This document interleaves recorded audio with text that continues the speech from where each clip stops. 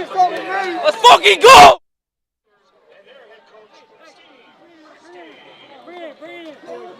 On behalf of the CIAC and Canaan Football, I'd like to remind you to demonstrate good sportsmanship, respect, and courtesy to all student athletes, coaches, all black, and fellow fans. And show respect to the opposition. Any behavior that violates this code of conduct is grounds for removal from the stadium. It's not often that you get to see a top 10 matchup unfold in the first month of the season, but that's what's happening here today at Dunning Stadium as the Masuk Panthers take on the New Canaan Rams. Good evening, everyone, and welcome to some primetime high school football here in New Canaan. We'd like to welcome you inside the broadcast booth. I'm Ryan Bell, joined alongside PJ Neville. And PJ, we've been waiting all year for the Rams home opener, and what better game to kick off than this one? But before we get to that, PJ, you know, fans are noticing there's a lot of yellow here all over. I'm wearing a yellow tie. You have a yellow tie on. September is National Suicide Prevention Month, and for more on that, we'll go down to the sideline to John Frieders. John. All right, so PJ, we'll keep talking here as we get John ready down on the sideline. But PJ, again, it's great to be with you here in the booth. It's just great to be back, man. Yeah, this is great, right? We mentioned the Rams home opener, Brian Wilderman night. So this is a very special night in New Canaan. All the fans came out for this one in support of the football team, the Boys of Fall, they call them. And, you know, this is going to be a great one. Massuk, a top 10 team as well. So this is, you know, a real clash of the Titans head-to-head showdown. Yeah, PJ, you know, we studied a lot about Massuk kind of this last week getting ready for the game. What can you tell us about that offense that the Panthers have? Yeah, well, they graduated their all-state running back, Jason Champagne. Last year, he was, you know, all-state first team, as I just mentioned.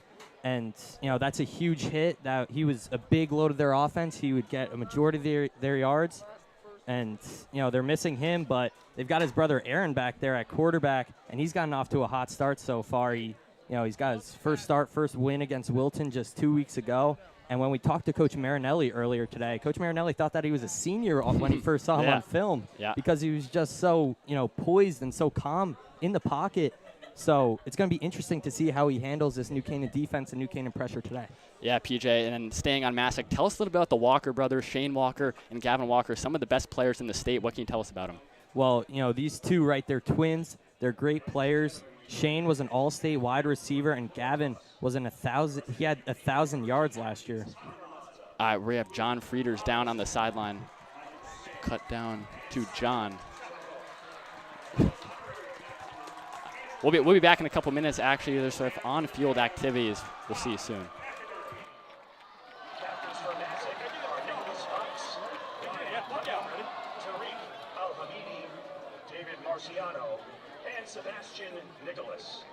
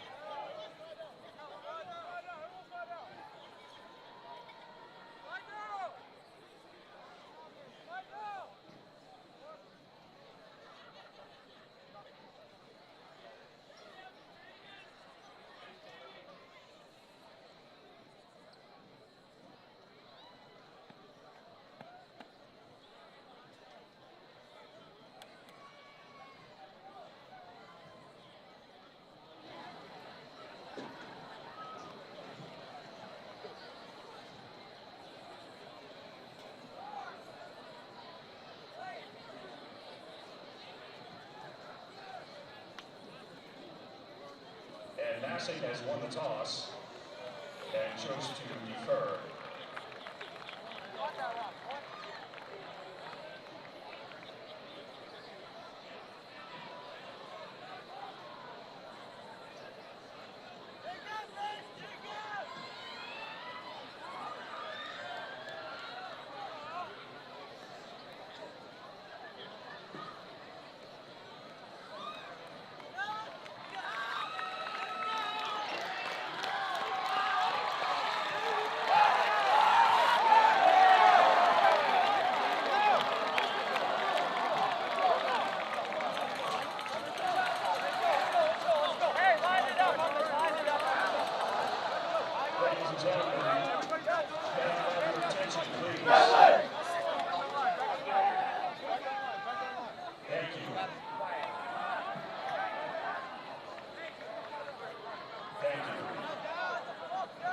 gentlemen, we gather here tonight to reaffirm an essential truth.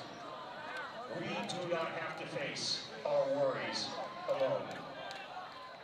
We invite you all to place your hand on the shoulder of the person next to you. Together, let's make a promise to reach out, to check in on one another, not just in times of distress, but each and every day. A simple gesture can make a world of difference, fostering the connections that help us navigate life's ups and downs.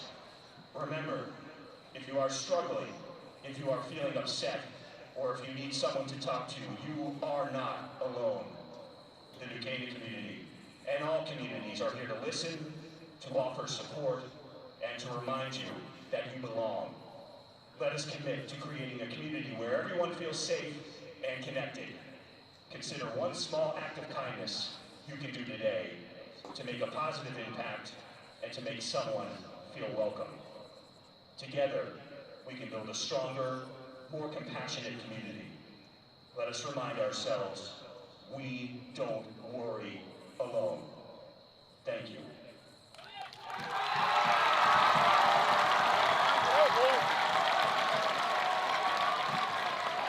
Ladies and gentlemen, we now ask that you please rise and remove your hats to honor America. We'd like to welcome you back, but we're actually going to cut away really quickly for the start of the national anthem.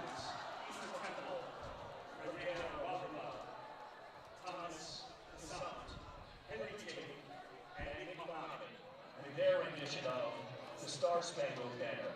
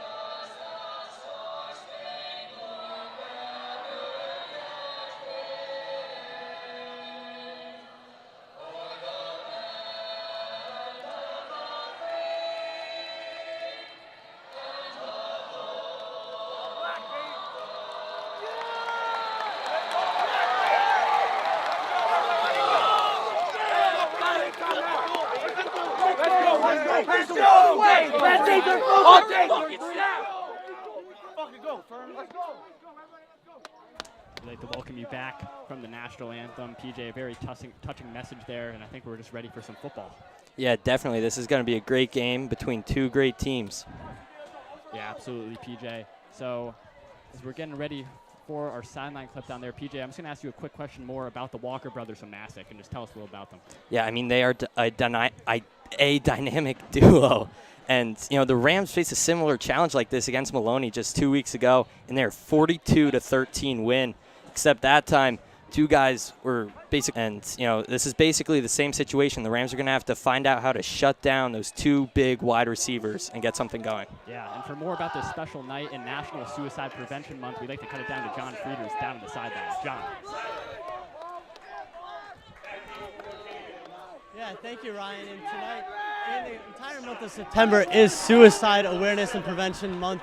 And New Canaan, as a community, is coming together to support each other, put hands on each other's shoulders, and support each other and bring each other up, bring these people to suicide prevention each day today, especially today at school. Each and every student was handed a T-shirt with the mantra here of "Don't Worry Alone," and everyone was given a shirt, asked to wear them during school, then asked to wear them at the game. So you see not just students, but also faculty, parents, and everyone in the community rallying together, wearing all yellow shirts after they were handed out at the football game.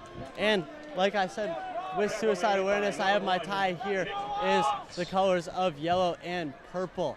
So Ryan, PJ, Guys, have fun in the booth tonight because it's going to be a good one. These teams both playing for something more than themselves. So congratulations, guys, and good luck tonight. Thank you, John. And here we are, PJ, some Friday night football. Buchanan will start with the ball on their own 35-yard line. And here we go. Robinson drops back. First play rolling right. He throws that one over to the right side. Big hit there. The catch by the senior Trey Walker there. Yeah, that was actually, Ryan, I think that was Hudson Kenny. Yes, excuse me. Hudson number Kenny 25. there. And he was out all week. Coach Marinelli said he had the flu, so only one day of practice. So it's interesting to see how they're already incorporating him and a dual running back set early in this one. Yeah, we talked to Coach, and Stein might get the majority of these reps, but expect Hudson Kenny to kind of build his way into the lineup right now. As we bring up a 2nd and 5 right now.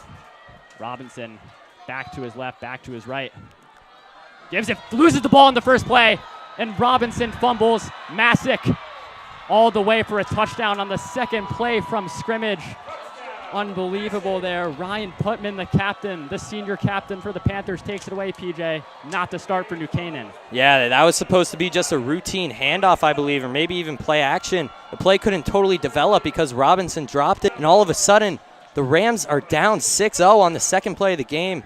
Real shock there, as it also looks like star offensive lineman Adrian Delicata might have a little bit of a shoulder injury there, walking off, stretching it. So definitely not the start you want if you're a Ram fan. But Massuk, they came out to play today, and it's showing. Yeah, this Ram crowd stunned right now. Robinson just, as you said, it's a routine handoff, lost the ball, easy scoop and score for Massuk, and that's the start that obviously these Panthers want here. So New Canaan's going to have to get this one back on offense, settle everyone down. Now, PJ, we talked to Coach Marinelli earlier, and the importance of Mike Collins kind of helping Luke Robinson. What can you tell us a little bit about that? Yeah, well, Coach Marinelli really said that, Collins calmed him down and reassured him every time he made a mistake or did something wrong. So, it's interesting to see how Robinson will come out for the 2nd drive of the game, and, maybe he'll be a little nervous.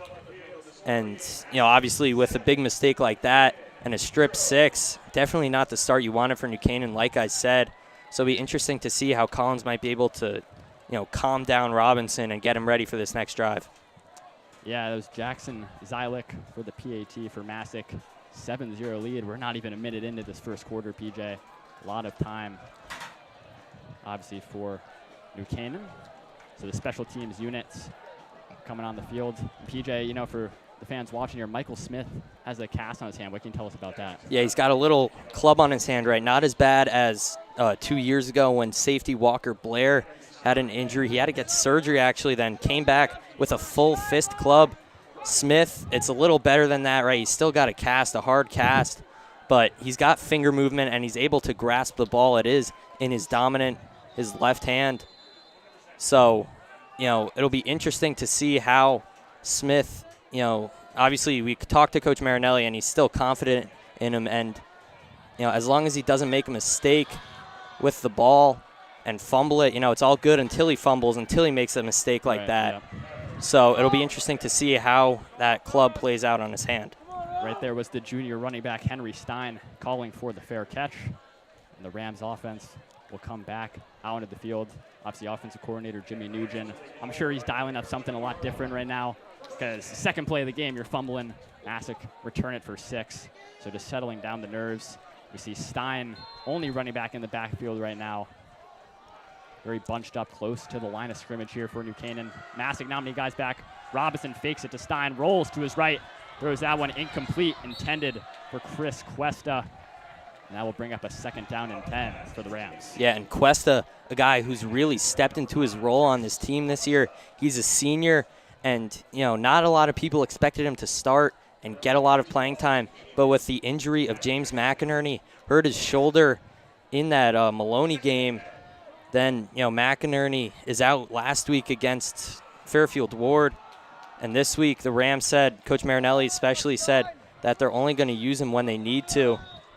So it'll be interesting to see how, Cuesta develops a role in this one. Yeah, that one handed to Henry Stein for a gain of about 2 or 3. And you mentioned that Maloney game. Obviously, Andrew Esposito was the star in that game. 5 touchdowns. He tied a New Canaan High School record for the most touchdowns in a game almost 200 receiving yards in that game. Definitely the best receiver for New Canaan. I'm kind of interested to see how he's going to get involved in the action tonight for the Rams, as we do have a 3rd and 6 on the 24. Stein to Robinson's right. Yeah, and the Rams coming out in the spread offense. See how that works out. Robinson goes that short screen over to Esposito. His first touch of the night goes between the legs there, showing the basketball-ness that, member of the varsity basketball team as well. But that's nowhere near close for a first down, and it will bring up, looks like about a 4th and 5. And right now the offense coming off there. Here comes the punt unit. I was going to be surprised if, we talked to Coach Marinelli about going for a 4th down, but obviously in this situation you got a punt here, and that will be the junior punter, Bennett Perticello, back there. Yeah, Perticello, he's had, a great leg. I remember playing with him in youth football. He was easily, the best kicker, best punter in the league by far. And we even tried, typically you go for, they call it a dead kick where everyone kneels and the kicker just kind of has, all the time in the world to kick it. That's a booming one. Yeah, as you see that, Perticello showing off that leg once again. We actually went for a live kick with him in youth. So, he's had a strong leg and a very, very capable player, very capable kicker and punter since his days in youth. So it'll be interesting to see how, once again this season he shows that off. Yeah, talking to Coach Marinelli earlier, he mentioned Perticello. When he's on maybe one of the best punters in the state. You see there getting that all the way down to about the 39-yard line, the 34-yard line. So, Perticello with a booming punt to start. And we'll have the first play on offense for the Masuk Panthers. And they're already up 7-0. So they can take a little bit of time here. And it'll be Aaron Champagne, the quarterback for Masuk, just a sophomore. One of these star players for Masuk, along with the Walker brothers, Shane and Gavin. So they're definitely going to try and get those two involved. So here we go, first play for Masuk. Champagne drops back, throws that one out route. Big hit there. Nice play. That's Mazza. Connor Mazza, great hit. One of the senior captains there for New Canaan. That pass was caught by Tanner Walker. Yeah, and Mazza, he's a guy, I think he's got the most experience on this varsity team. He played halfway through, for the back half of his sophomore year. Won that state championship, was a big piece, big key of the defense that year. The boundary corner, he's been a staple at boundary corner for the Rams for the past 3 years. Showing it again there. He's a little guy, but what he lacks in size, he makes up for in hit power and aggressiveness. Champagne throws the swing pass out to the left. Good gain for New Canaan. There's another hit over onto that sideline. Involved in that play there, Ryan Leahy, one of the seniors on this Rams defense. That one caught by number 12, Gavin Walker. So we already see Gavin Walker. We mentioned Shane Walker, but on that first play, Tanner Walker, the third brother. Obviously he's a sophomore, so he's looking up to, his big brothers there. He already made a play on that first one. And there was the other Walker, as we have a 3rd and 2. Yeah, Massuk was split backs here. As that's going to be a false start. On that offensive line, Rams crowd causing a little bit of distress there. That was Nick Fox, I believe, who's leaning forward a little too much. Fell forward, wound up in a 3-point stance. But, you can't be doing that, especially on a 3rd and short, making it 3rd and medium. Yeah. Maybe some would even consider this 3rd and long. Yeah, 3rd and 7. That's what coaches hate. When you're in 3rd and short, this down and distance and, dumb penalties, that's something that obviously they're not going to enjoy there. So it's a 3rd and 7 for Massuk on the 37-yard line here. Buchanan trying to match this personnel. 3 wide receivers head out to that right. Seems that all of the Walker brothers on the field right now.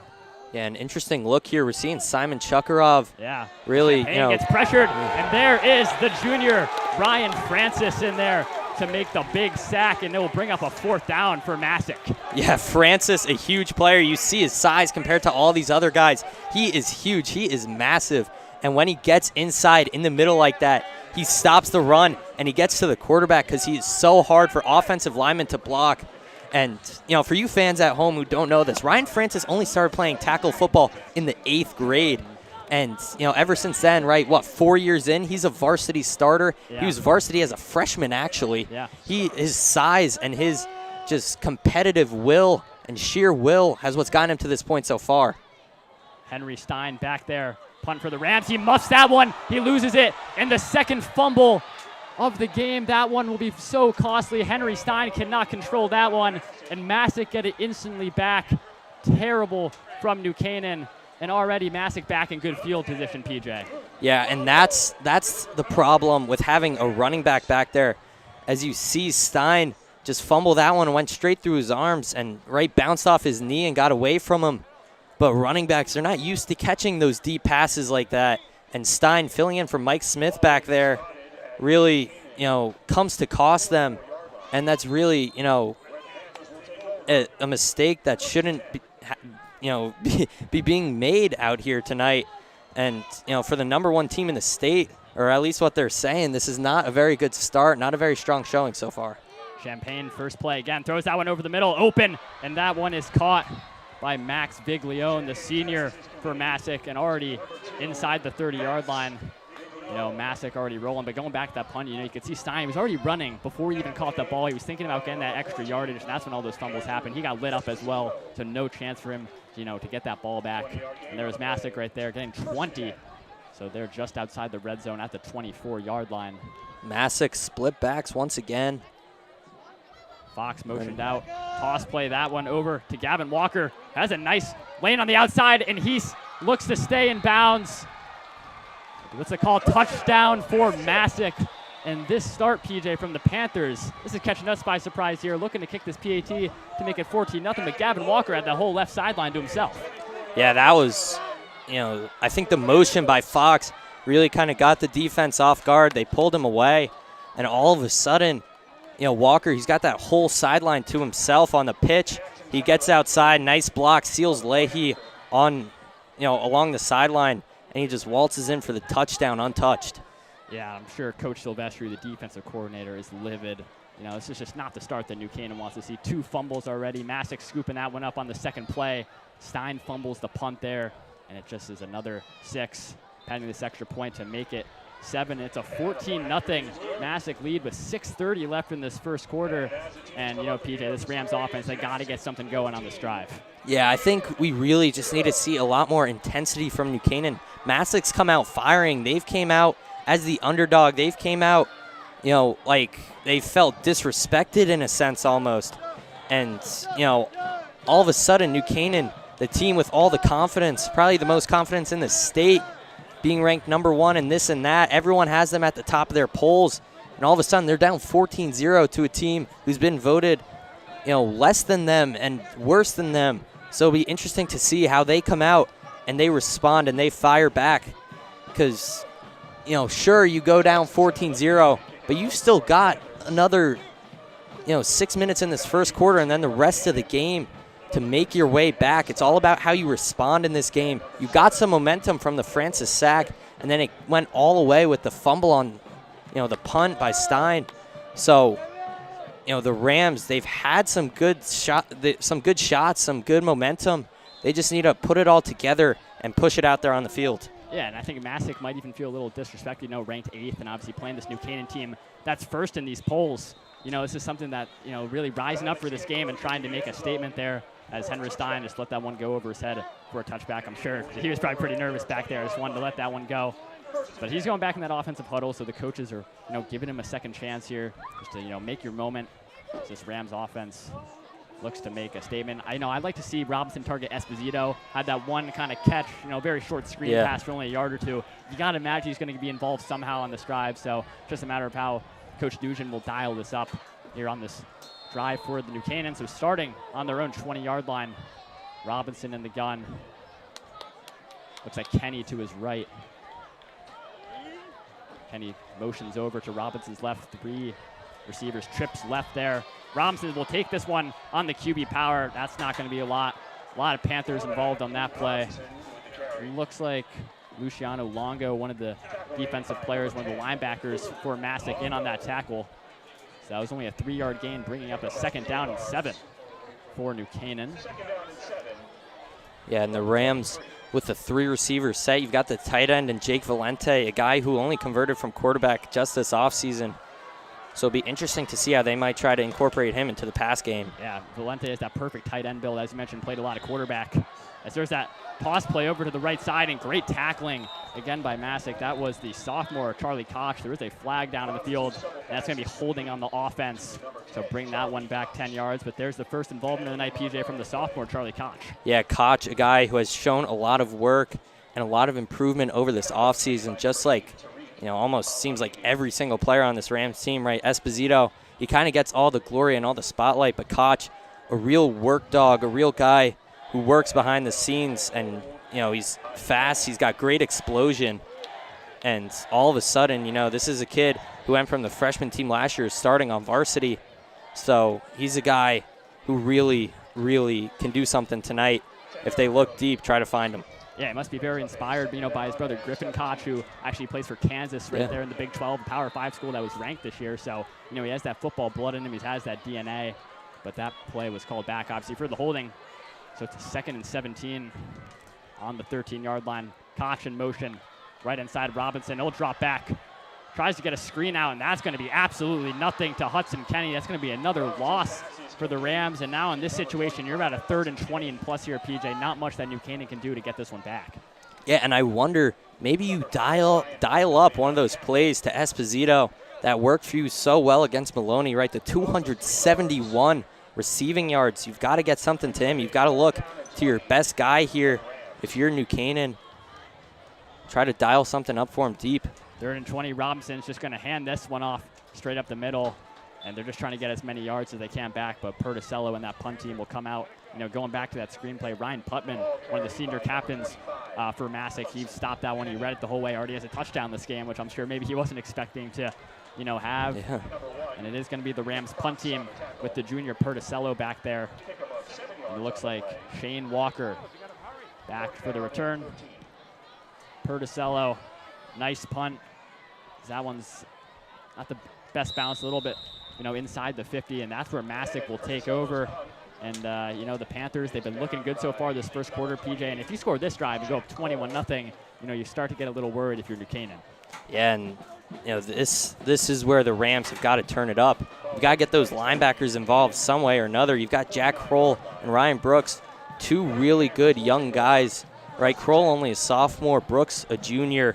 So these 2 guys, you've got to get them involved. You've got to get them maybe dropping back into coverage, but I think you've got to get a linebacker blitz of sorts to try and get him to attack the quarterback and get some extra pressure on him, because, it's really, for Champaign, it's been a clean pocket back there besides the one sack from Francis.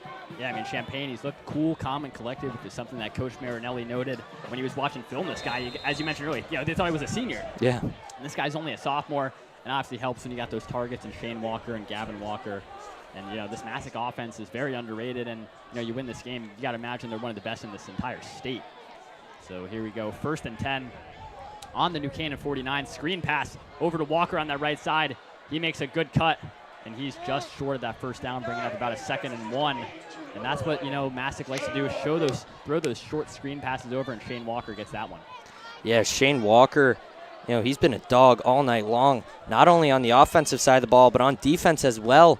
He has been covering Esposito for the Rams' first 3 drives. So, you're seeing Andrew Esposito not get much action. That's why Shane Walker, a guy who's got great speed and great strength, covering him, and you saw it on display there. Yeah, that was Mikey Hierman making the tackle there on one of the Walkers. So here we go. It's going to be about a 3rd and short here for Massuk and New Canaan. You got to get a stop here.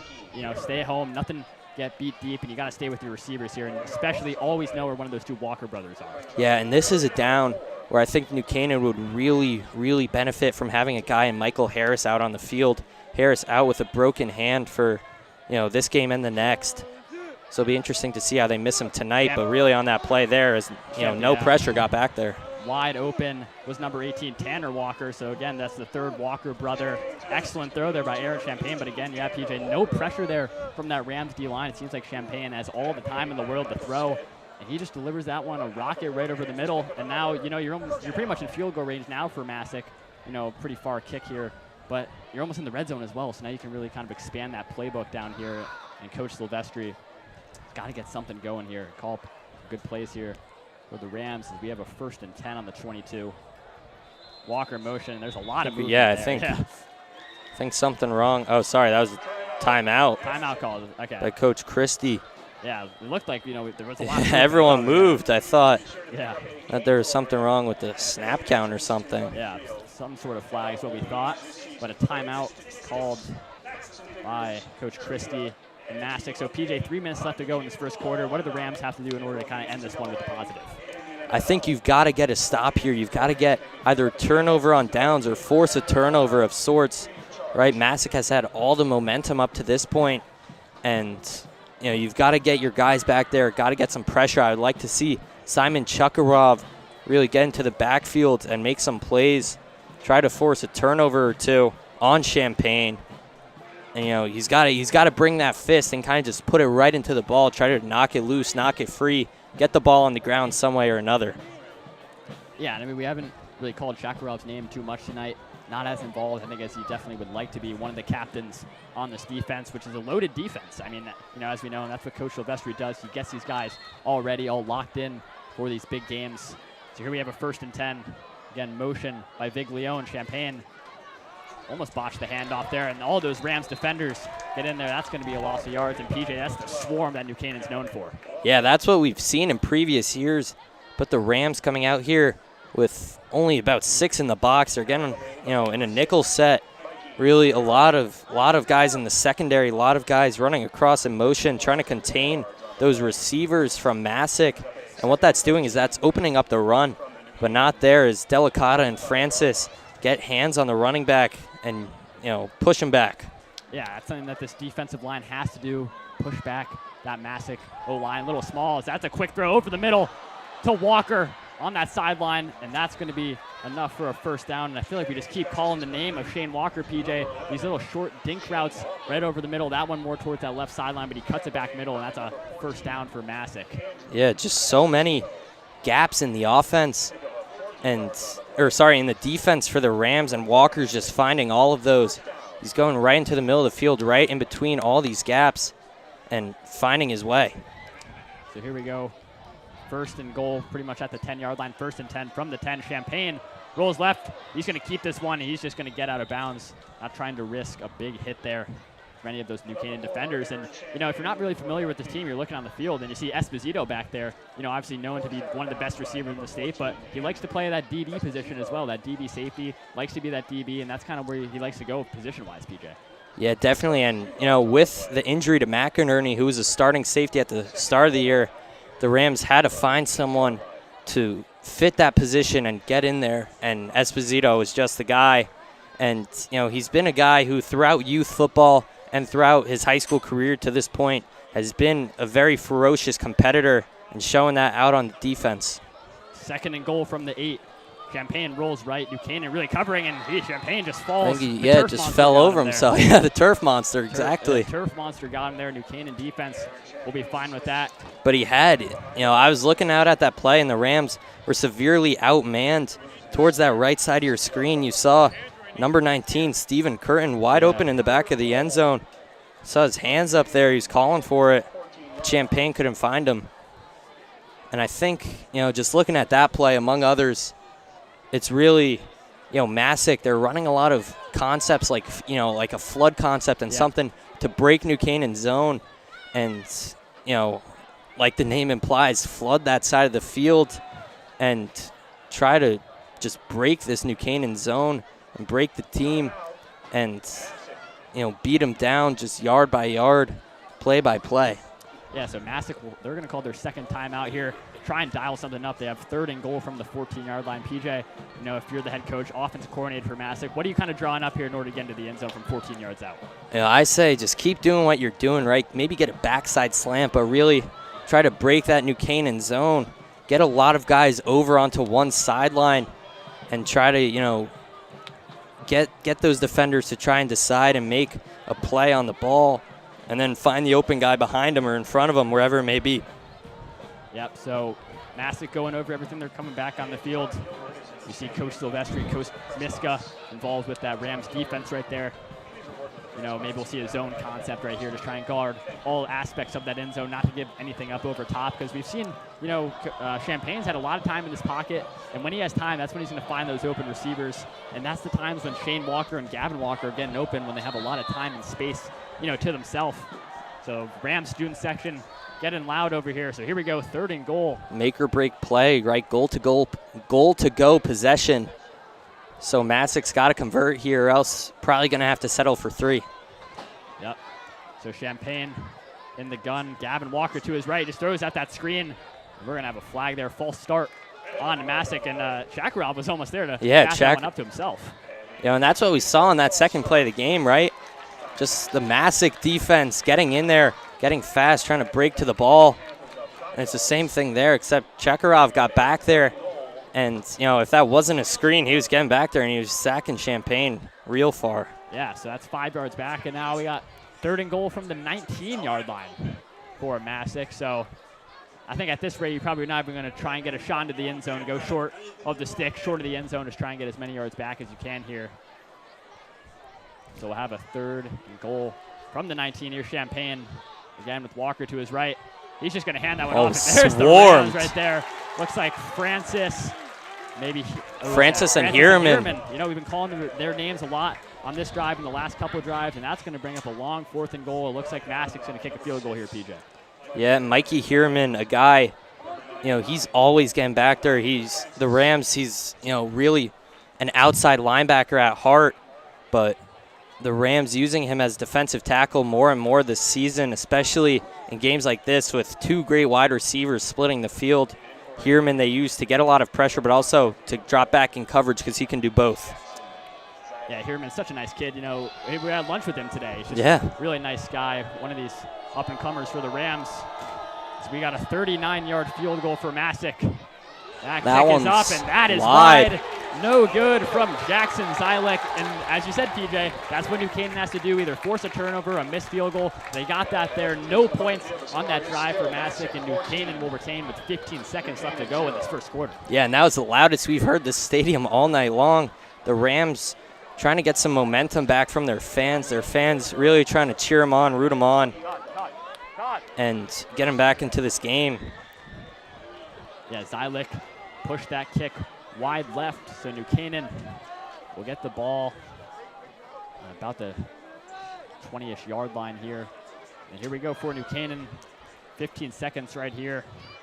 Trying to get something going before the end of this quarter. And then, you know, end of the quarter, go to the sideline, get over everything, go over everything. And you got to imagine that's what the Rams will do here. So it looks like we have a 4-receiver set for New Canaan. Stein to the left of Robinson. Robinson throws that one over to the tight end, Valente.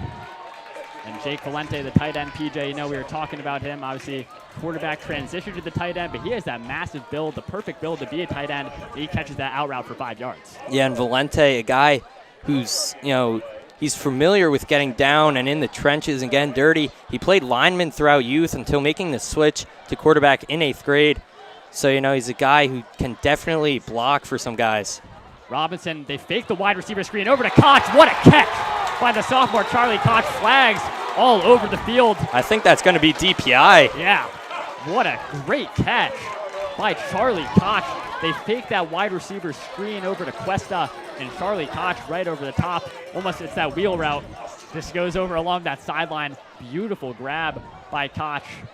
And yep, you were right, the flag on the defense there. Looks like there was some holding, declined penalty. And that's what New Canaan's got to do. Target all these other guys. You remember Coach Marinelli said earlier, they're not going to target Espo every play. That's what the defenses think. They get it to a guy like Koch, and that's what you have to do. Yeah, and I think we're seeing, you know, that coaching excellence from Mike Collins, come into play here. You know, Coach Marinelli wondered if that Esposito-Robinson connection would kind of be a crutch for them. And, you know, if Robinson wouldn't be able to sustain himself, you know, without throwing to Esposito, and I think Collins really coaching him through that and, you know, helping him scan the field and read both sides of the field and find open receivers with ease just like that. Yeah, so right there was a great play from the Rams, but for the most part, a pretty slow start from New Canaan. And for more on that first quarter, we'll cut it down to John Frieders on the sideline. John, take it away. Thank you, Ryan. And yeah, definitely not the start that the New Canaan Rams wanted. Definitely a slow start. Massuk was able to capitalize off of the 2 early turnovers. You had the Luke Robinson fumble on the first offensive series of the game, and then you had a muff punt, and the Panthers able to capitalize on both of those turnovers, and that's been the story of the game so far. I will say one thing that just happened behind me at the end of that first quarter was a Charlie Koch reception that looked very promising. You have to let Robinson air the ball out a little bit. That's where they're going to find success. They're not finding success in the short game, and they're able to kind of lean back on that defense that has done a good job keeping the New Canaan Rams in this game. We'll look for Luke Robinson to get on a hot streak in this second quarter, kind of build back after that early fumble, settle in. It's the first home game for the Rams, so he's got to be feeling this home crowd, but he's been feeling pretty good, so we'll see what happens. But Ryan, PJ, back to you guys. And here's the first play of the second quarter to the junior Henry Stein.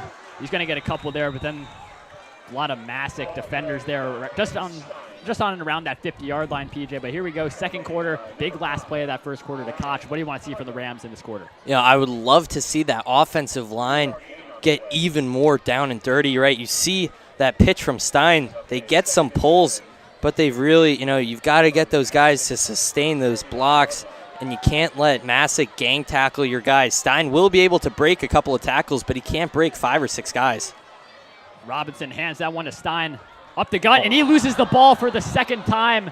Henry Stein, his second turnover of the night, and that one's recovered by Massuk. And you see Stein hitting himself on the helmet there. He is livid, and New Canaan, the third turnover of the night for the Rams. Yeah, Stein looked like he lost that in slow motion. He was being held up by a defender, and then, a fist from another Massuk defender just came through, punched that ball out, and he was being held up. Couldn't grab it, couldn't hold on to it. And it fell right at the feet of Massuk, and they were able to return that one for a little and get the ball back in their possession. Yeah, it's Stein's second fumble tonight, not how we envisioned this one to start. And maybe we'll see Hudson Kenny start to get some more touches for New Canaan. As you said, was dealing with the flu earlier this week, so we only had 1 day of practice, really. Yeah. But at this point, the Rams might have to go to him because one fumble, that's going to happen, right? But 2, not what the coaching staff wants. And here's Massuk taking over right on the 50-yard line for Champaign and the boys. So here we go, 1st and 10 on the 50. Shakarov getting ready on that right side. That one pitched over. Hierman can't get there on the contain. Seems like Mike Smith and some other defenders tracking down over there. That one went right over to Gavin Walker. And that's what Massuk's content with doing, PJ. Just give it either to Gavin Walker, Shane Walker, and we've even seen Tanner Walker, the other one. That seems like who they're targeting a lot here. Yeah, and it's interesting because the Rams, they're giving up a lot on the inside, or at least they're inviting Massuk to try and go to the inside and, possibly get a lot. But Massuk sticking to that outside game, trying to run it outside, trying to break one big with these Walker brothers.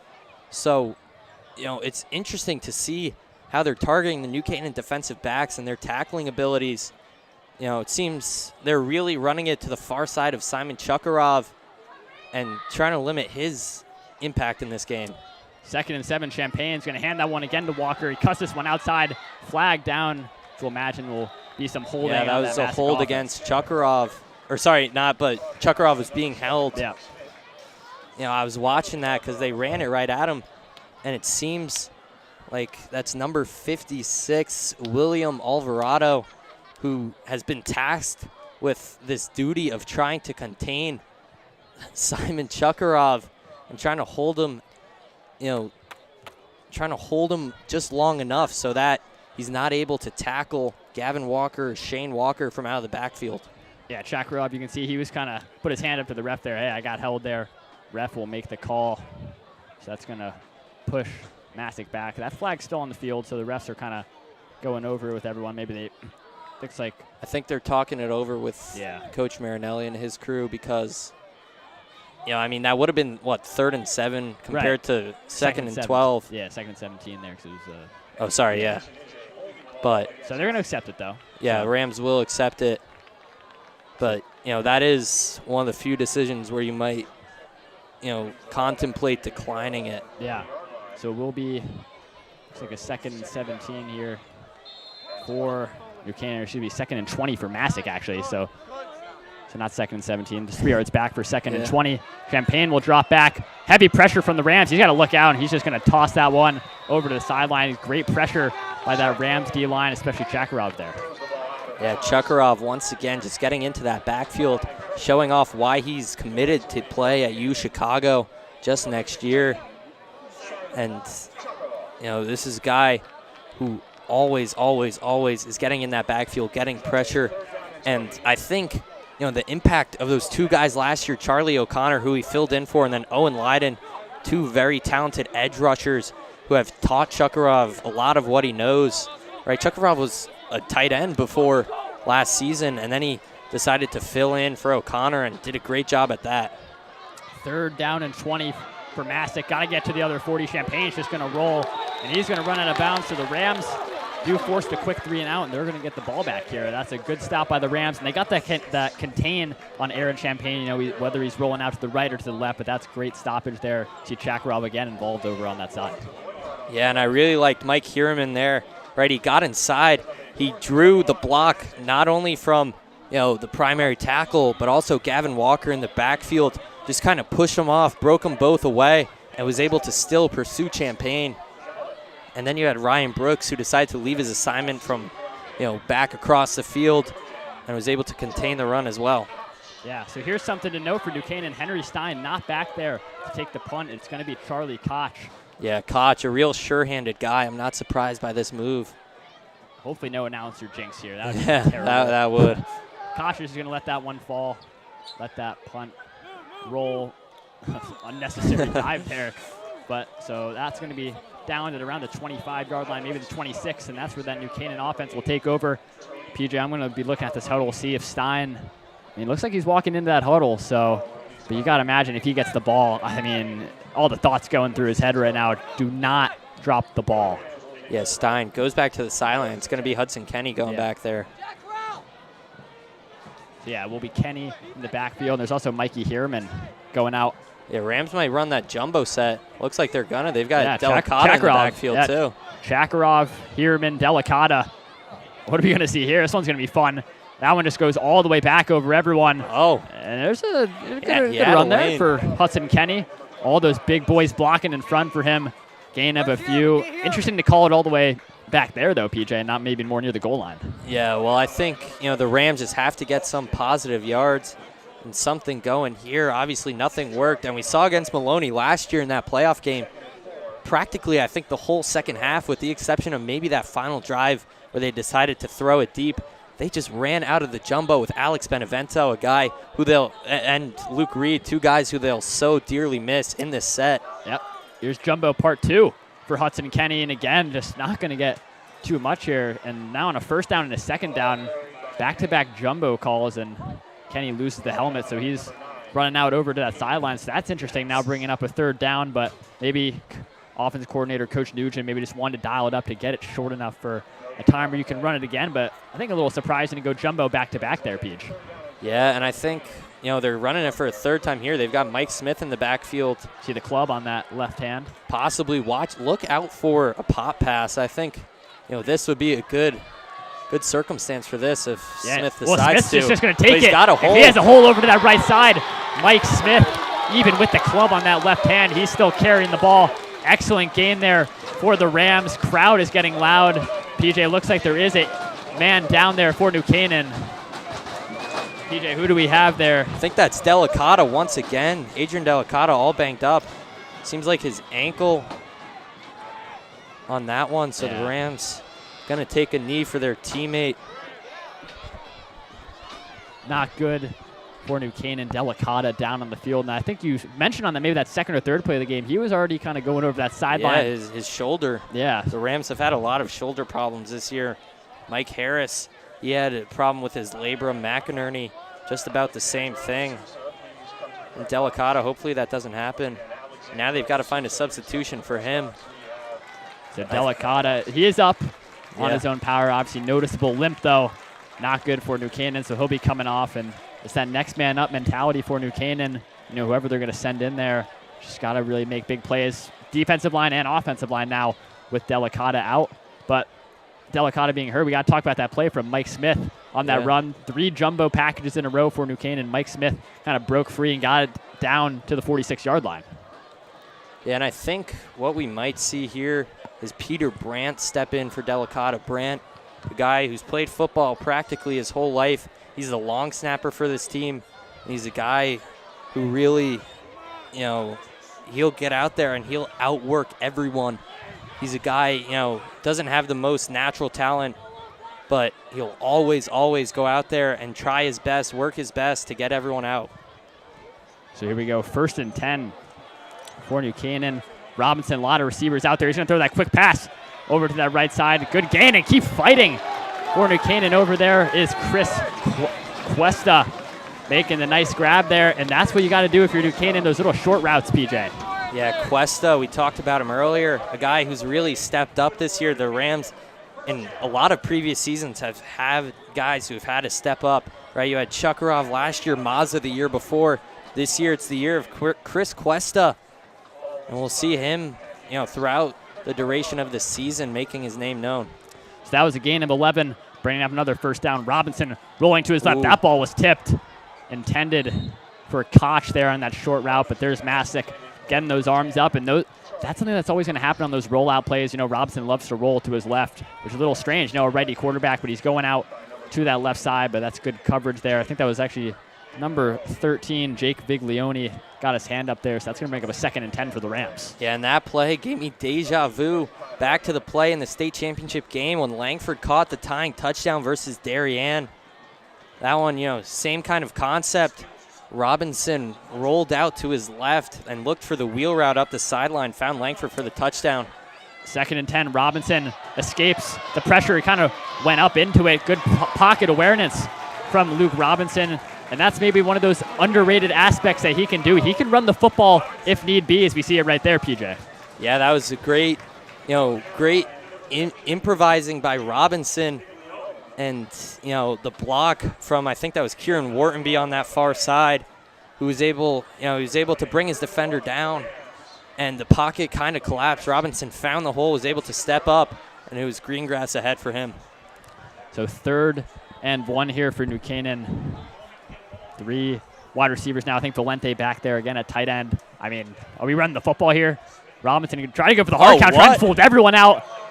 And after initial there, I think that Hudson Kenny. That was Hudson Kenny. Yeah, that caught us by surprise up here. Robinson looking over to the snap to him. Yeah, Robinson looked over to that sideline, fooled everyone. That's the design play right there. Act like no one knows what they're doing. You see the receivers aren't even looking at the play. The Massuk defense, they got caught off guard, immediately saw the ball get snapped. They thought that they were going to find the ball in the backfield for a scoop and score possibly.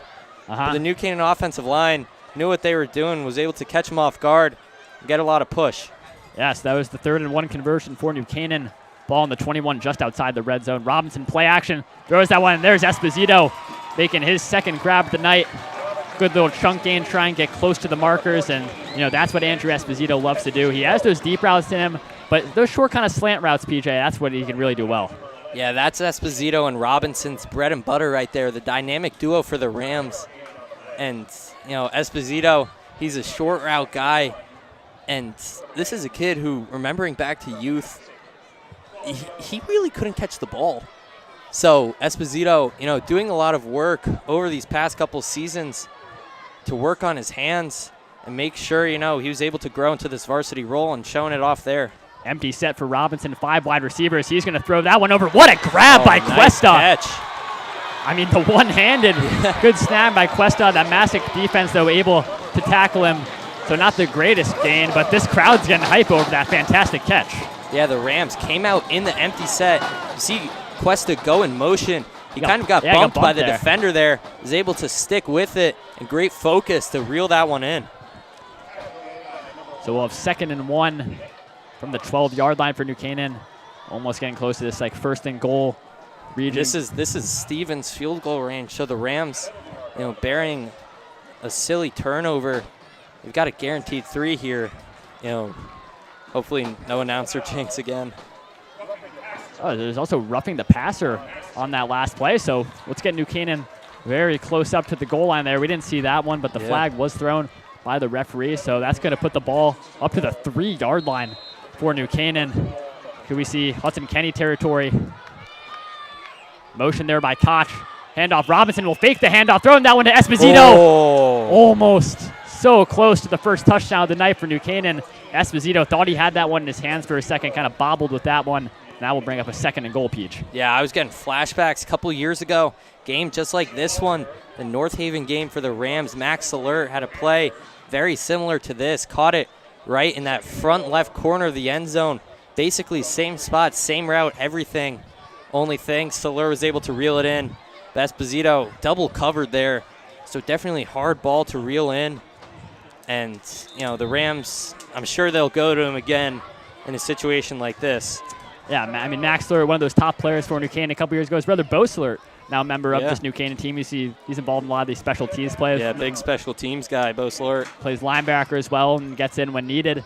So I think we had a timeout there called. And, PJ, I just want to compliment. This crowd is great so far from New Canaan. Obviously, everyone, you know, wearing and repping the yellow shirts, but they're really loud. And up here, we can hear them great.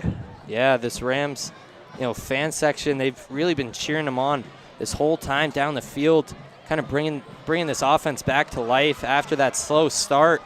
The Rams really showing some momentum here and getting it done.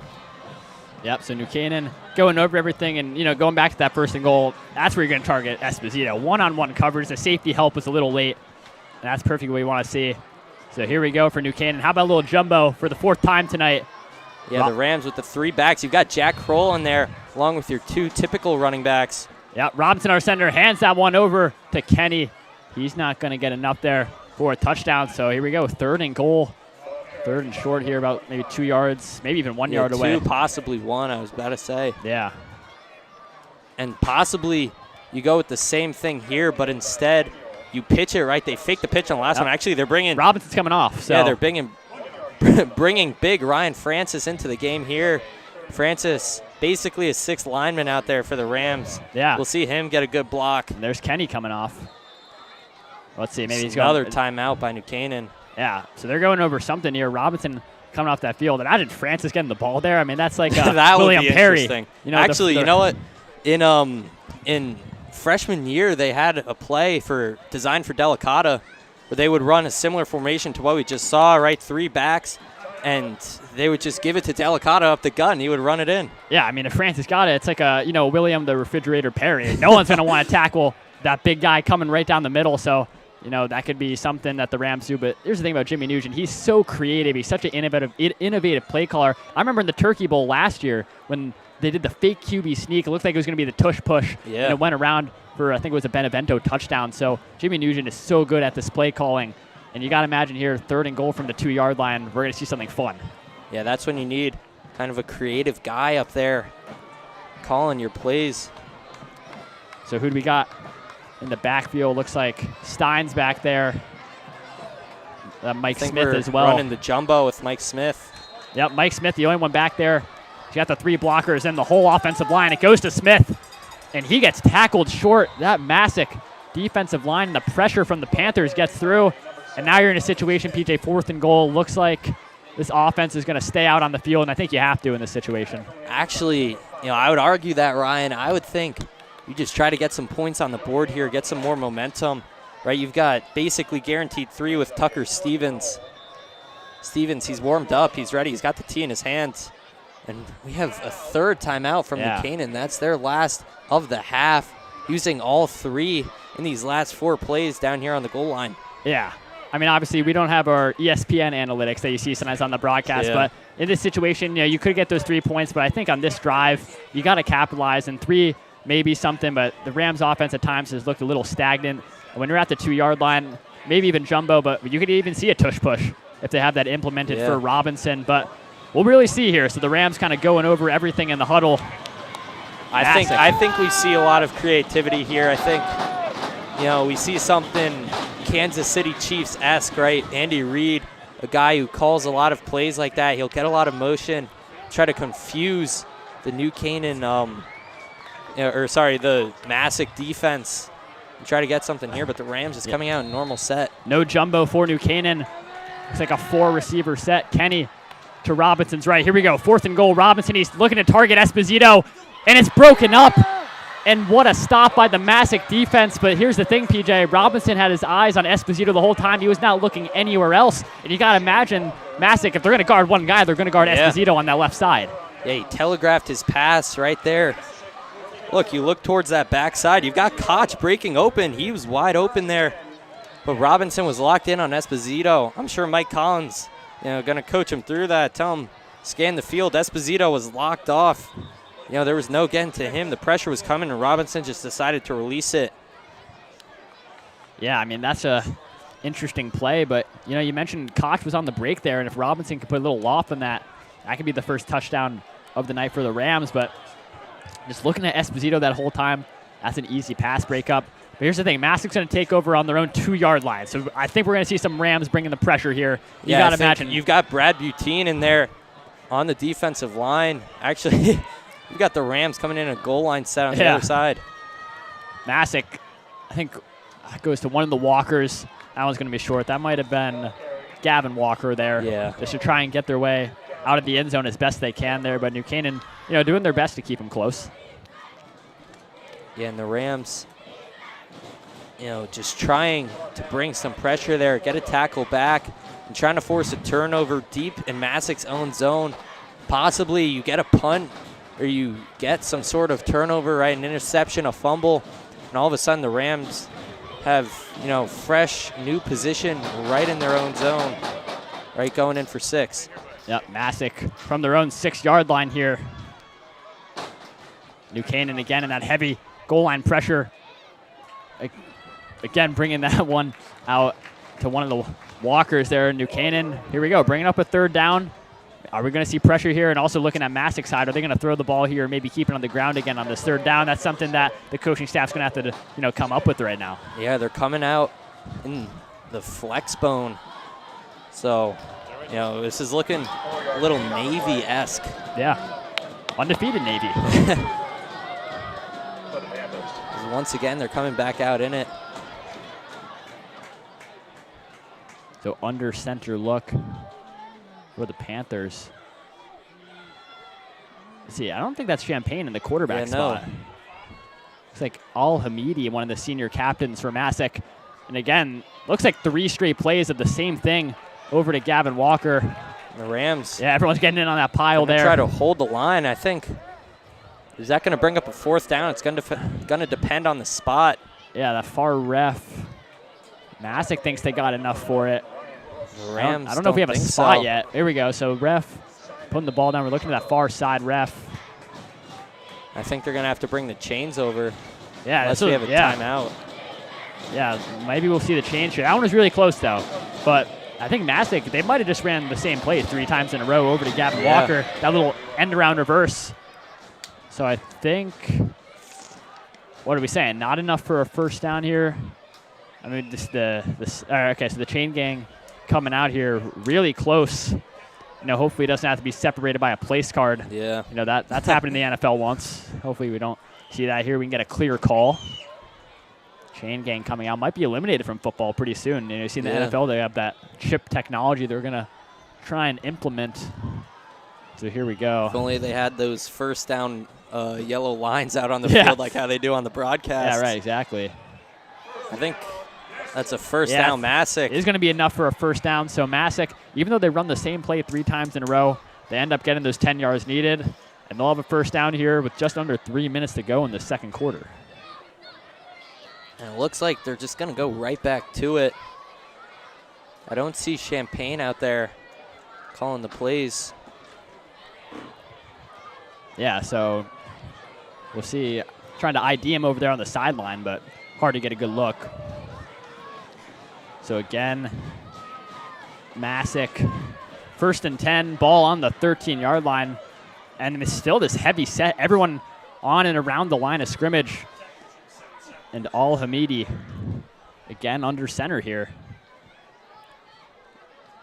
And same play for a 4th time in a row. And that one again to Gavin Walker. 4 plays, 4 runs on this drive to Gavin Walker. A little interesting for Al-Hamidi to be under center and not the usual Aaron Champagne. So we'll see what Massuk's going to do here. But good stop again by that New Canaan defense. Great tackle by Connor Mazza. Or sorry, I think that was actually Ryan Brooks coming across the line and making the stop. So we'll see what Massuk's going to try and do here. If Champagne comes back, or if it's going to be Al-Hamidi under center. And it looks like he is going to be under center. But, again, that's the thing. He's under center. He's not doing anything from the gun. And you can see Gavin Walker. I mean, he's already facing this way. So we're going to see a 5th straight reverse to him. Yes, we will. Yes, we will. Gavin Walker getting all these carries. Don't fix yeah, it. exactly. I mean, getting all these carries on this drive. That's the 5th and 5 plays. So here we go. 3rd down, just around this 1 minute mark in the second quarter. And it looks like, I mean, I wonder if we're going to see a quarterback change right now for Massuk now on a 3rd and 4. I think, possibly what we might wind up seeing is that they flip sides, maybe give it off to Viglione. I think, possibly, if I'm calling the plays in this situation, what I would like to see is kind of a play fake to Gavin Walker, have Viglione come in behind, just stick the ball out. Or sorry, not Viglione, I guess. Or yeah, Max Viglione, not Jake Viglione. Yeah, I mean, they're running this clock out a lot, and maybe, we're going to have a timeout by Massuk. They're just letting that clock go. No urgency there from Massuk. But you can see why, right? They're going to get the ball back at halftime because New Canaan had that fumble on the second play from scrimmage. So maybe they're fine with just doing another run play here. And if they get the first, they might just go over to the sideline and call it a half. Whereas New Canaan, if they get a stop here, who knows what Coach Marinelli's going to want to do, pending if he wants a timeout or not. But we got he doesn't have a timeout. No more timeouts, right? Yeah, exactly. So that's the thing for New Canaan. So you got to imagine this is the last play of this half. Regarding first down or not. So here we go. Offense coming back out. Defense. Here's the thing, right? If you pass the ball, you don't want to risk an incomplete pass to stop the clock. So I'd imagine another run, and it could be 6 runs on this drive for Gavin Walker, pending, the formation that the Panthers come out in. We'll see. It is going to be Al-Hamidi again. I mean, this is going to be a run here, maybe even a kneel down. It's just going to be a kneel for Al-Hamidi. The rest of this clock is going to run out for the second quarter. And PJ, Massuk 14, New Canaan 0. Quite the first half, I think, taking all of us by surprise here.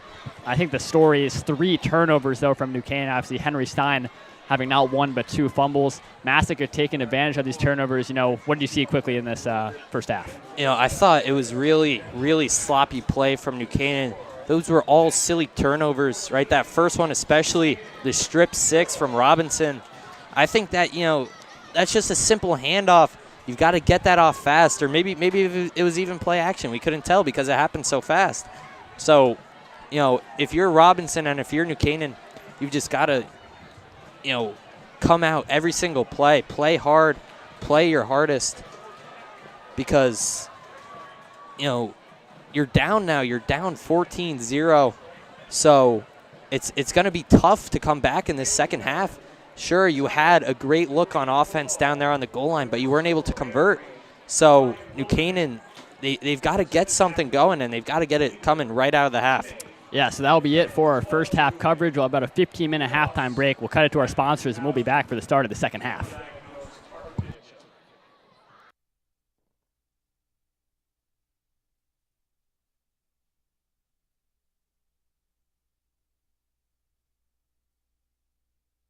This game is sponsored by our NC Rams All Sports Booster Club Platinum and Gold sponsors.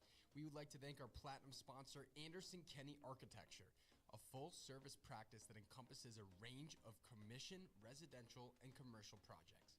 Each project is a thoughtful collaboration tailored for clients and their needs. The outcome is highly personal, constructed with intention and integrity. We would like to thank our Platinum sponsor, Dr. William Fessler of Fessler Family Dentistry, the dental office for your entire family's dental needs. At William Fessler Family Dentistry, smile, you're in good hands. Platinum sponsor Frangio Engineering. Planning on putting a pool or addition onto your house? Are you having drainage issues on your property? Frangio Engineering can help you find a solution. Platinum sponsors and NCHS alumni Leo and Steve Carl of Carl Chevrolet, a have been proud supporters of local athletic programs for generations. Their dealership has been serving Fairfield County since 1927. Their team is ready to assist you with all of your automotive needs. Platinum sponsor Manfredi Jewels. Manfredi Jewels, your local official Rolex jeweler, is excited to continue carrying the finest jewelry and watch brands, and welcome the New Canaan community to their newly renovated store this fall. Go Rams.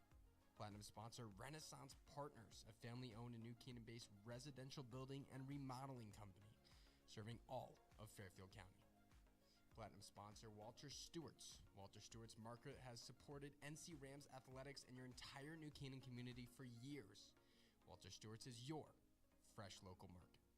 We'd also like to thank our gold sponsor, Performance Optimal Health, who proudly supports all New Canaan Rams athletes in their 2023-2024 seasons. Their team helps clients achieve their health goals through exercise, recovery, nutrition, and stress management. They offer their congratulations to all teams competing this season. Again, a big thank you to all of our sponsors. The NC Rams All Sports Booster Club supports all New Canaan High School athletics. Go Rams.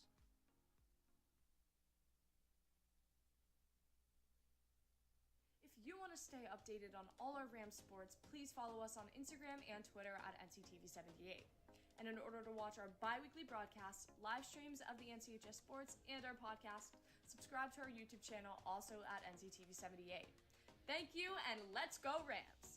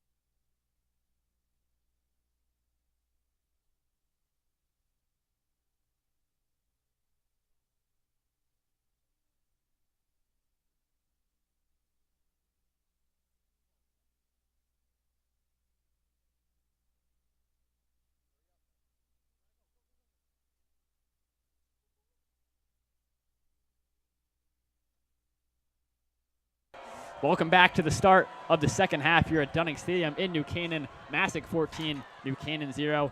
And PJ, it was a slow start for the Rams in that first half, but Masuk played really well. What do you have to say about that? I mean, look, the Rams got caught off guard in those first 2-3 possessions there, right? Some silly mistakes, some fumbles out of Stein. But really, outside of those first 6 minutes, it has been a dogfight. The Rams have probably had more of the momentum during that time. But Massuk just got off to a hot start, punched the Rams in the mouth, and now it's about how they respond and how they come out of the half. Yeah, so kind of going on how are they going to respond, what do you want to see from New Canaan in the second half to get some points on the board? I would love to see more of the passing game, right? That's what worked for them against Maloney, and I think that's what's got to work here. If you're New Canaan, you've got to look to your big dogs, right? You've got to look to Charlie Koch, Andrew Esposito, and maybe even get some Jake Valente action in there. Yeah, and for this New Canaan defense, they got to find a way to stop Shane Walker and Gavin Walker. Both these guys have been playing spectacular so far in this first half. How does Coach Silvestri and this defense try and slow down the Walker brothers? I think he's just got to preach the swarm tackling, right? New Canaan, they're in the locker room. They've been in the locker room for a while. They still haven't come out into the field here. Masuk getting a little warmed up. Got about a minute 40 seconds left until the start of this second half. New Canaan not even out here. I don't even see him walking through the parking lot yet. Right. I think they're just starting to come out of the locker room now. So New Canaan, they've been getting a stern talking to. I'm sure Simon Chukharov, a real strong vocal leader in that locker room, I'm sure he had a few words to say. But I think really they've got to talk about the swarm tackling and just getting heads on the ball. And, you can't tackle one-on-one. You've got to tackle, 5-on-1, 6-on-1, and try to get heads on the ball. Yeah, so again, New Canaan with that slow start in the first half.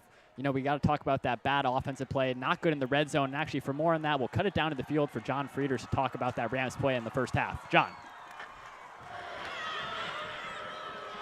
Thank you, Ryan. And so far, this game has definitely been tough for New Canaan on the offensive side of the ball.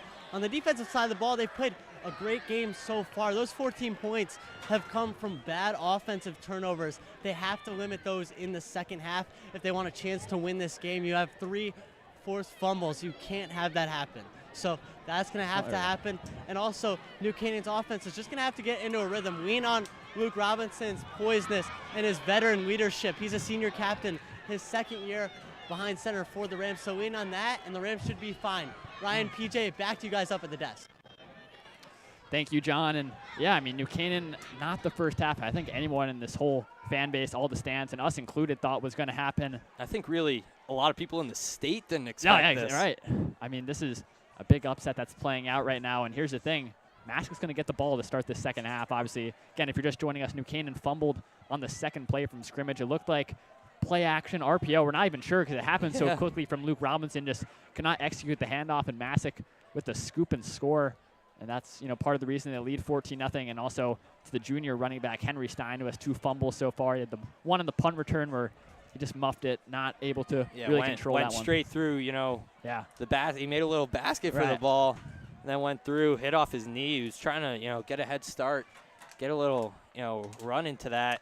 Yeah. All of a sudden, he drops the ball, and it's right at the feet of a Masuk player. And then, that second one, he wasn't even on the ground. He was still in the process of getting wrapped up, and he just kind of dropped the ball. And, if you were watching, you could see he went to the sideline. He was super mad himself, throwing his helmet down. And, we've seen subsequently a lot of play from now Hudson Kenny, getting a lot of handoffs now. So that's going to be an interesting dynamic to kind of check out in the second half. But, again, Masuk will start with the ball. And, if you can start out the second half going up 21-0, PJ, that's the ideal start for Masuk. Yeah, and this New Canaan team, you've got to come out. And Masuk, they came out at you. They punched you in the mouth right at the start. New Canaan, they've got to come out this second half, and they've got to do something. Who knows, maybe pull a little surprise onside kick here. Wouldn't be the strangest thing in the world. Right, yeah. These New Canaan coaches, very creative.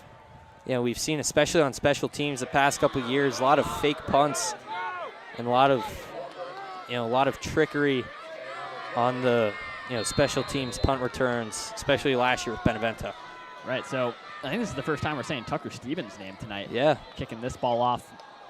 He'll boot this one deep again, he will be playing in college, and here's the return. And we'll start off the second half, and who else to be on that return than Gavin Walker, who on that, last drive at the end of the first half for Masuk, 5 plays, 5 carries. And he was just getting the ball in that reverse every play, and he, gets to start off there with the kick return. So out comes the Rams defense, and PJ, we were talking a little bit about it before we went on right now. Rams defense have to step up big. Yeah, this Rams defense, they've adapted to what Masuk is showing them. Masuk really trying to run it to the outside, and New Canaan, they've realized that. They've kind of been getting those linebackers out of motion, clicking over with the running back or the guy in motion, and trying to stop an outside run or a little screen pass, something to the outside where Masuk's trying to break it big against some lackluster New Canaan tackling on the outside. So it looks like number 4, the sophomore Aaron Champagne, will be back to lead Masuk. The end of the first half, he was not the quarterback, but it was just a bunch of runs. And here's the start of the second half with the run for Champagne. Goes over to that left side. Esposito gets blocked. And that's, again, the perfect start right there for Masuk. Originally going out the middle, cuts that one outside. Great awareness from Aaron Champagne. Yeah, showing off, those genetics. His brother Jason, we mentioned, a former All-State running back, graduated last year, but just showing off those legs and, how it's been used, blessed with some great genetics, some great athleticism, and putting it on display here. So that'll bring up a second down and 1. Gain of 9 there from Champagne. And he's still empty set, no running back to help him out. Normally it is Gavin Walker to either his right or left, but he's out, motioned as a receiver. So it's 5 wide receiver set for Masuk, 2nd and 1. Normally most teams don't do this. There's Walker, Gavin Walker out in that screen pass. Nice juke, 2 great moves. And that acceleration boost from Gavin Walker, PJ, phenomenal, kind of almost broke 2 Rams ankles right there. Yeah, that was great, and possibly even greater physicality by Esposito on the tackle. Right, just kind of raised him up, slammed him back down. Looked like the ball might have popped out, but Walker fell right back on it. Yeah, it's a good tackle by Espo. Normally we think of him kind of laying the pressure down on people. He's a big physical guy, a receiver, but he can get these tackles down for this Rams defense. They're going to need him to if Gavin Walker keeps getting the ball in these kind of short plays.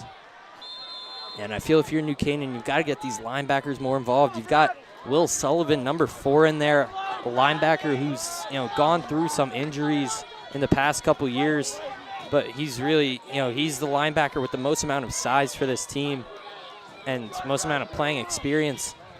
Yep, Champagne will throw that screen pass out. That looked to go to the other Walker, Shane there. So back-to-back screen plays for Masuk, going to the Walker twins, but this time the New Canaan defense able to close down over on that sideline. Yeah, and I was just talking about him, right? That was Sullivan in on the tackle. He was able to read the play and get out there, get outside, make the tackle, just wrap up. Sullivan, big physical guy, showing it off there. So that was a 3-yard gain. 2nd and 7 now for Masuk. They're across the 50, ball on the 42-yard line. And I think for Masuk, their kicker, Jackson Zylick, he has a pretty decent leg. So, anywhere around maybe the 25-yard line, the 20-yard line, Masuk could try and attempt a field goal around 40 yards here. So about 20 more yards to go for Masuk to really be in field goal range. Handoff, Gavin Walker up the middle. And there's the Rams linebackers, PJ, all getting involved on that tackle. Yeah, the Rams with really 3 great solid linebackers, right? You've got Jack Kroll, the crowbar, right? Because, during lacrosse season, he's stealing goals from the other team's offense. You've got Ryan Brooks, and you've got Will Sullivan, 3 great, strong guys, very well conditioned. So here we go, 3rd and 5 for Masuk. New Canaan defense, you've got to get a stop here, force a punt. But in this situation, if there's no gain, bring up a 4th and 5. Still in the play of going for it, which is now, a very popular thing amongst football at all levels, really. So here we go, 3rd and 5. Motion man across. Champagne drops back. Hierman trying to apply pressure. Not across line of scrimmage. Champagne tries to get it to Walker. He tried to find Shane Walker, one of the seniors. He overthrows him, and that's going to bring up a 4th and 5 on the 40-yard line. So what is Coach Christie going to do here? Is he going to keep the offense out or punt? And looks like he's keeping the offense on Champagne, getting the boys ready in the huddle. Yeah, and that, that was a rare Masuk pass play. Haven't seen too many of those this game. And, that's surprising considering that, their path to success against Wilton in that Week 1 win was the pass game. They had a couple of really deep, great passing touchdowns where they were able to find receivers in stride. Yeah. So interesting to see how they've kind of walked away from that there and go more to the run game and screens. Champaign tried to go hard count there because in this situation, 4th and 5, you get a jump, you get the first down. But now it looks like I think we're they're going trying to to rush the punt team on. Yeah, switch up the units a little bit. But they're just going to take the delay game. It looks like 4th and 10. That was all designed by Massuk. They're not concerned about the flags. So we'll punt this one away. And Good discipline, though, by the Rams. Yeah, but I think, trying to use their field positioning there, right? They wanted to see what the Rams came out in. Then they're content with getting, the penalty. I think, they called it a false start, but this is probably better for Massuk, right? A little more room. A little more room to try and pin the Rams down inside compared to trying to possibly booting it out through the end zone. So you've got Koch back there, and it'll be interesting to see how he plays this one and maybe lets it go. Yeah, again, it was Henry Stein as a returner. Oh, we got a fake fake punt here from Massuk trying to get over to the sticks. Oh, that's got to be a hold on Sullivan. There's a flag there. Trey Walker makes a stop, Didn't even get enough for the first down, the fake punt. So Massuk trying to go a little risky, catch everyone off guard, running the fake punt. And, there's definitely a hold there. Yeah. Not even a first down for Massuk, so New Canaan's going to take over. But that's what you want to see, and I'm sure Coach Miska is very happy with the special teams play there. Yeah, and that was great pursuit out of Sullivan. You saw the block in the back, opening it up for Walker to make the play and holds Massuk down. I think that penalty is going to be declined, so the Rams, don't give them the opportunity to punt, and instead they're going to get it at their own 39-yard line. Yeah, so New Canaan starting with it on the 39. Great discipline by that punt unit, not falling for the fake punt. And here we go, Rams offense. Robinson, rare look in the empty set here. 5 wide receivers out, including Valente. So really 4 receivers in that tight end there. Look out for a QB power here. Robinson drops back. He fires that one over to the sideline. That one's caught by Kenny. So there's a good little chunk gain for New Canaan as they try to move up the field. Yeah, and the Rams, what they do here, they really try to switch up the formations. Right, you see them running with an empty set and try and just get some easy, quick yards. I was, thinking maybe they try to catch Massuk off guard. Typically when you go 5 wide, you think pass. Again, 5 wide, and there's Robinson firing over to the junior tight end, Jake Valente. And he's able to get enough for a first down. And there's Jake Valente, just finds the gap right in that zone coverage, right in the middle of everything, enough for a first down.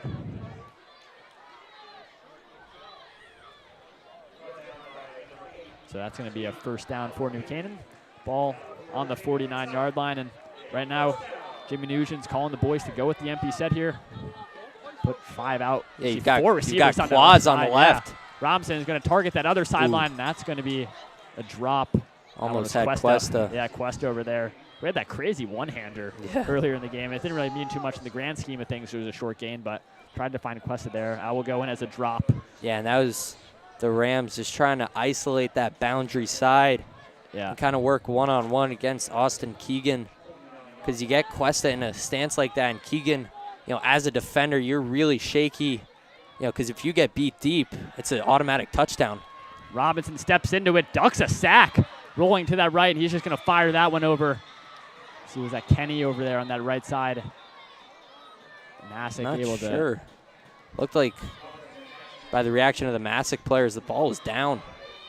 Or ball was out. Yeah, I know. I saw some Massuk players pointing as if the ball was out, but I don't think we got anything. We've seen a little bit of a greater reaction there. Yeah.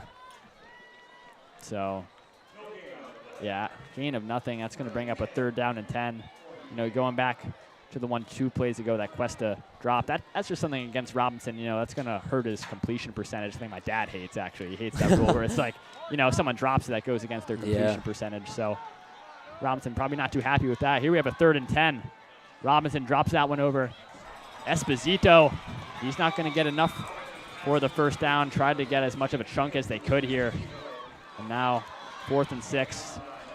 Are New Canaan going to go for it? You're across the 50-yard line. So in this situation now, PJ, what do you want to see from the Rams?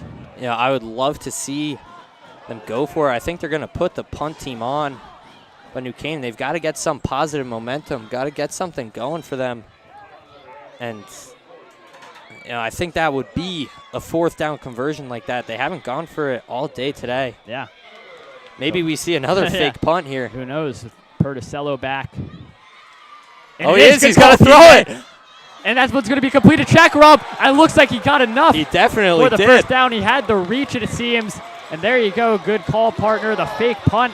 And look at the pass there from Bennett Perticello. Bennett Perticello, 100% completion percentage. That's interesting.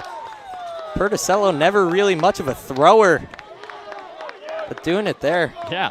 And he sold it perfectly, right? He ran great. With his run-up. He typically does. That's what he does. He kind of looks like he it always looks runs like and he'll run, make it look like he's booing it away. All of a sudden, he pulls it back, takes an extra step, and looks at Chukharov. You see Coach Miska down there giving him a high five. There's Kenny on the halfback toss. That's not going to be enough, but man, what a play call there by New Canaan. Like we were said, we'd like them to go for it, but they're going to punt. But no, they dial up the fake.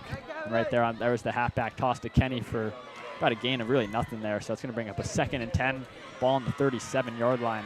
Yeah, and I really applaud Chukharov's hustle and, reaching out, extending that ball, and getting the first down, right? Because that was close. That was right at the line. It's not like he had a lot of green grass ahead of him.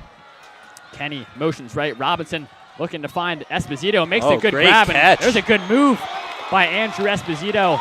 He'll get the first down. Yeah, great little cut move by Andrew Esposito. That was kind of the play similar where you got Charlie Koch kind of run that wheel route along the sideline. I thought that ball was initially going to go to him, but it goes to the man they call Espo, and that's going to be enough for a first down.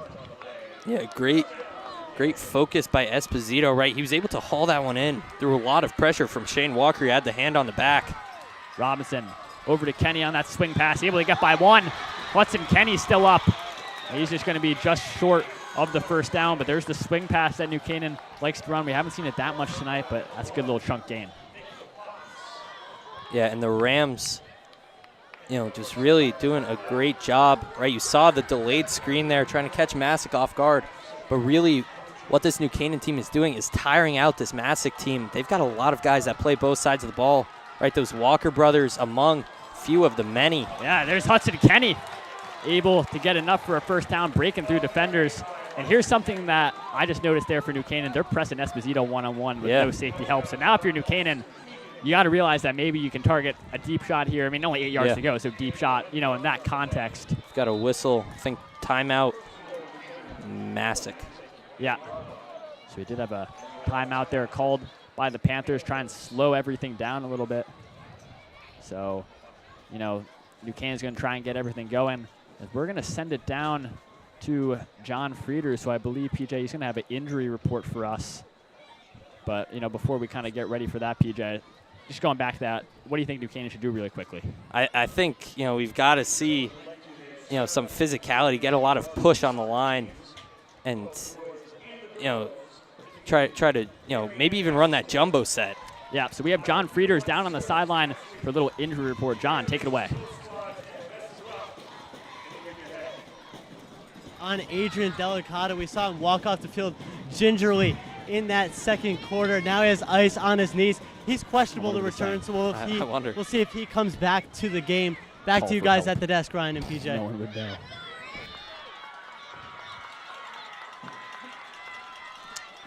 John, yes, that was a lot of injuries right now, kind of affecting the Rams. But Delicata, he's one of these guys that's very important on both the D-line and O-line, so that's obviously going to affect New Canaan.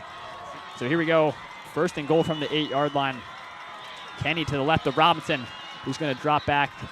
He had Cuesta wide open in the back of the end zone, did not see him. He's going to roll left, trying to tell Kenny to do something. That one goes over the head of Hudson Kenny. Should have just taken off. But PJ, I think you saw that as well. Chris Cuesta was open in the back of the end zone. You take a look at the replay right here, and no one is on Look at him, Cuesta. hand up. Yeah. The defense was lost in the sauce. Find them a map. But give that guy a map, Chris Smooth. I think Robinson there, if you're Luke Robinson, why would you take the dump off? You already have some forward momentum. Yeah. Kenny's only 2 yards away. That really isn't going to change anything. I think you just take off, tuck the ball, and run and try to get as close as you can. Kenny lined up as a receiver, 5 wide. Tried to find Valente. That one almost picked off. Risky throw from Robinson. The senior captain, Nicholas Fox, was almost there on the pick. It looked like Robinson wanted to find Valente really quick. He didn't have him. That was almost a pick, bringing up a 3rd and goal. Yeah, and he looked across for Koch. Right, it was Valente initially looked open, and they kind of used that to draw the Massuk defense, and then all of a sudden Robinson looks back and tries to find the slant going right behind him, wide open. Unfortunately for the Rams, Nick Fox was able to dive across there just in time. One-on-one pitch play. Oh. Kenny almost lost it trying to get over to that sideline, and that's not going to be enough for anything. You know, you saw Espo one-on-one there, but that was that kind of speed option design the whole time. And Kenny almost fumbled that. That was good of him to kind of recollect that one, caught that one with the right hand. And now we have a 4th and goal. And here's the thing. New Canaan went for it earlier on the 4th and goal, and now you're in the 3rd quarter with just under 5 minutes left to go, and it looks like this offense is I think you staying go out. for this again, but you know, it makes you wonder what would happen here if they brought Tucker Stevens out and went for the kick, right? Then you get another kick. It's all of a sudden it's a 1-possession game. Well, here we go. 4th and goal from the 7-yard line. Kenny to Robinson's right. You see Esposito, Koch coming in motion along that right side. Robinson rolls right. He's going to roll left again. Cuesta. He fires in zone to Cuesta. Oh. Incomplete. Not the best throw there for Robinson. Granted, that's a tough one on the run, you know, to his opposite side. Cuesta tried to dive for that one. You know, here's the replay. You had Koch initially, too, but the pocket collapsed. Tough throw, too low for Cuesta. And now Massuk's going to take over on the Rams' 7-yard line. As we take a look, that was Drew Pine standing there along the sideline. Missouri backup quarterback to, you know, the almighty Brady Cook. Luther Burden, great receiver for Missouri. And a good team. Yeah, but, you know, Pine, once a player for this New Canaan team, coming back. It seems like probably once every year he's always back here supporting his home team. Him and Mike Collins, right? Those guys were the quarterbacks here at New Canaan for a span of years, right? Pine filled that role really well, and I think they might be using him to kind of coach up Robinson, see him sitting along the bench right next to him with a tablet, and I think Mike Collins there as well. Yeah, and that's actually an interesting segue because the last time New Canaan played Massuk was in 2017, Pine's sophomore year. They lost to Massuk 28-14 in the state semifinals. So, you know, last time Massuk played New Canaan, they won this game 7 years ago. So here we go, under center. Coming back in the flex bone. Yeah, that one Canaan going over. read it perfectly. Max Viglione. We saw at the end of the 2nd quarter to go to Gavin Walker every time. That time goes to Viglione. He's not really going to get anything.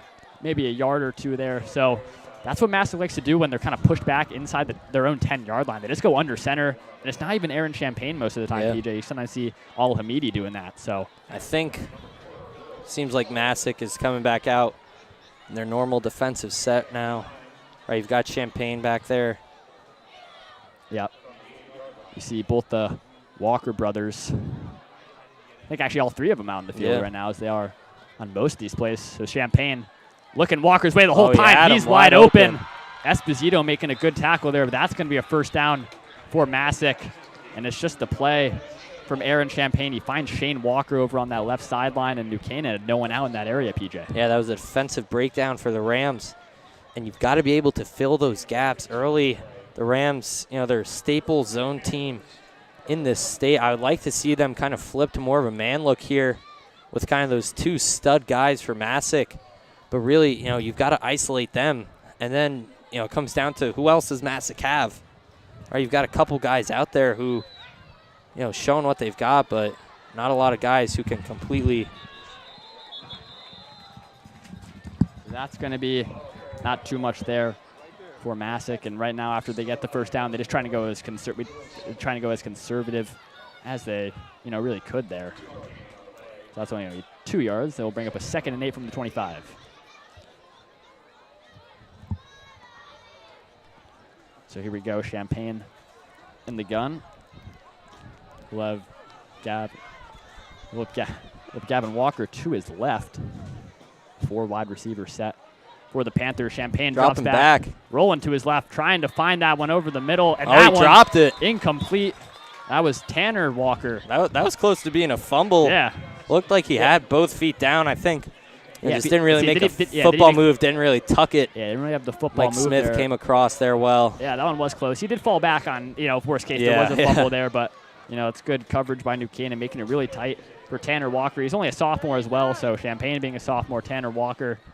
And here we go, PJ. Looks I'm sure they've had that connection throughout youth football. Oh, yeah. So here we go, 3rd and 9 for Massuk on the 24. Champaign drops back, pressure along that edge. He's going to try and just step up into it. Cuts back, good move. He's going to get enough for a first down. Excellent play from Aaron Champaign, juking some Rams defenders out of their shoes. Yeah, that was Ryan Brooks there, who had, you know, great pursuit, was able to get in front of him, and all of a sudden Champaign cuts back and gets by Brooks, and Brooks, with the help of Leahy, eventually takes Champaign down, but not after a 15-yard gain. You know, I'm surprised. I'm sure you are. Aaron Champaign, he is looking just so calm and composed. I mentioned it in the first half, but right now, I mean, he's looking like he is a senior, as, you know, Coach Marinelli said earlier in our coach meeting. He's playing phenomenal right now. I'm sure his stats are reflecting that. So that's a first down for Massuk, ball in the 39. See, no wide receiver to flank Champaign. He's got 5 out. Rams wanted a false start. There might have been some movement. That one is kind of short on the bubble route. Coach Silvestri don't want him to fall down over there. That one went over to Max Biglione. Yeah, that was a great bubble screen there. Great blocks from, I think, that was the 2 Walkers. Who was that? That was Shane and the Tanner involved in that Tanner, one? yeah. So here we go, 2nd down and 2. That was a good gain of 8 there. Buchanan making some defensive substitutions. Looks like Shane Whartonby, the junior, who the was Rams on the still field getting for a some sec. subs on. They got to get this one figured out. Massive. Rabutine jogging up to the really line. Quick. I think Rams called a timeout. See Coach Miska. I don't want to be on that sideline to hear what he's saying down there yelling at his guys, because Massuk very well could have snapped that ball, and not everyone was over. Boutine wasn't even over the line of scrimmage. Yeah, no. Definitely, and, you know, short yardage scenario like this, the Rams coming out. I think they called it hippo because they got all those big guys down on the line, trying to stack the line and limit the run, force Massuk to pass in a situation and formation like that. Yeah, so in this situation, New Canaan just got to try and figure out everything that they can. You want to get guys on the line of scrimmage, but you also want to kind of have a good secondary presence if you can, because you never know if there's going to be some play action, which is something that Massuk don't really run often, but can definitely be executed by Aaron Champaign. So we're going to have a 2nd down and 2. New Canaan with the right personnel on the field. No Esposito on the defense, which, you know, we've seen for the majority of this game. He's playing both receiver and DB, like a Travis Hunter, you know, playing both sides of the ball. But Esposito's taking a break for this play. Well, I think that's what Shane Walker and Gavin Walker are yeah. like. And speaking of one of the Walkers, there is Gavin. He's going to be close to the first down. Let's see, looks like did he get enough on the reach? The refs will spot it. Let's see. Refs don't know. I think that's a first down. Yeah, haven't moved the chains just yet, but that should be a That's first. definitely. It looks, from our vantage yeah. point, and they are going to change it to a first down. They hadn't changed the marker over there. So that will be a first down for Massuk. And they're just letting this clock really run a lot. 1 minute and 6 seconds left to go in this 3rd quarter. So we'll see if they're going to really milk the clock, take the rest of this 3rd quarter for themselves. So it's going to be Champaign flanked by Gavin Walker to his left. Again, one receiver to the right. You have the trips left. You've got Simon Chukarov as down lineman now. Yeah, high snap to Champaign. He's just got to get out there. back there. And almost Chukarov pressure. Almost. Oh. That is not the best throw there. I think the whistle blows. Brooks almost took blows it. That one dead. Almost an intentional grounding, but there was a man in the area. And looks like he got outside the tackle box for a sec, but great pressure there by New Canaan. Great pressure. It was Chukarov on the inside, working one-on-one against the guard, and then Ladley on the outside. Both those guys came in. And if Chukarov was able to wrap up just a little bit better, that was a big sack. Flag down on the field. And it will be intentional grounding on Champaign, so I guess they're going to rule maybe there wasn't a guy in the area. So that's going to push them back, and that's a loss of down, too. So they're not going to replay that down. But, yeah, so Chakarov was almost in there on the sack, but at that point, you'll take the intentional grounding, push them back 10 yards, and you're not going to get to replay the down, but the refs are still talking this one over. But they made the call, so see if they'll change it up. Got to imagine they won't, but the markers are still in the same spot. A lot of confusion So here. it looks like intentional grounding is going to be the call. It will be a So second down. At, I think the Massuk 37, 38. Oh, sorry, no. 30, was that 33? Yeah, 33. Yep, so second down and 26. Pushing the Panthers back very far. So we'll see what they're going to do. Sometimes in these long situations, they run it. Maybe they'll go short screen, but see, no running back to help out Champaign.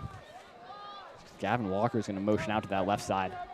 So maybe we'll see maybe one of those short screen passes to either side, which Massuk has been running a lot this game, and it's been working for him.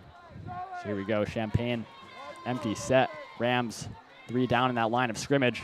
Champagne's just going to take that. Run it up the gut. QB draw, QB power right up the middle. Try and get very few yards back, if anything.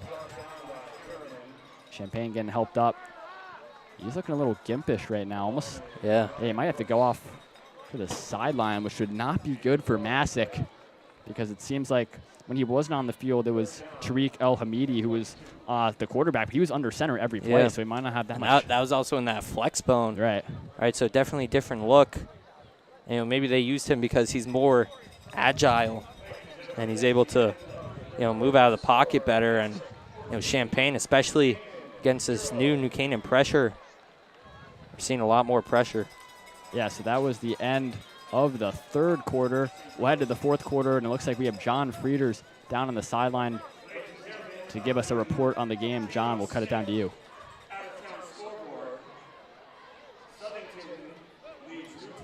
See Mr. Dinan just kind of, Mr. Dinan reading out scores. And we're going to cut it down to John Frieders on the sideline to give us a report. Down to you, John.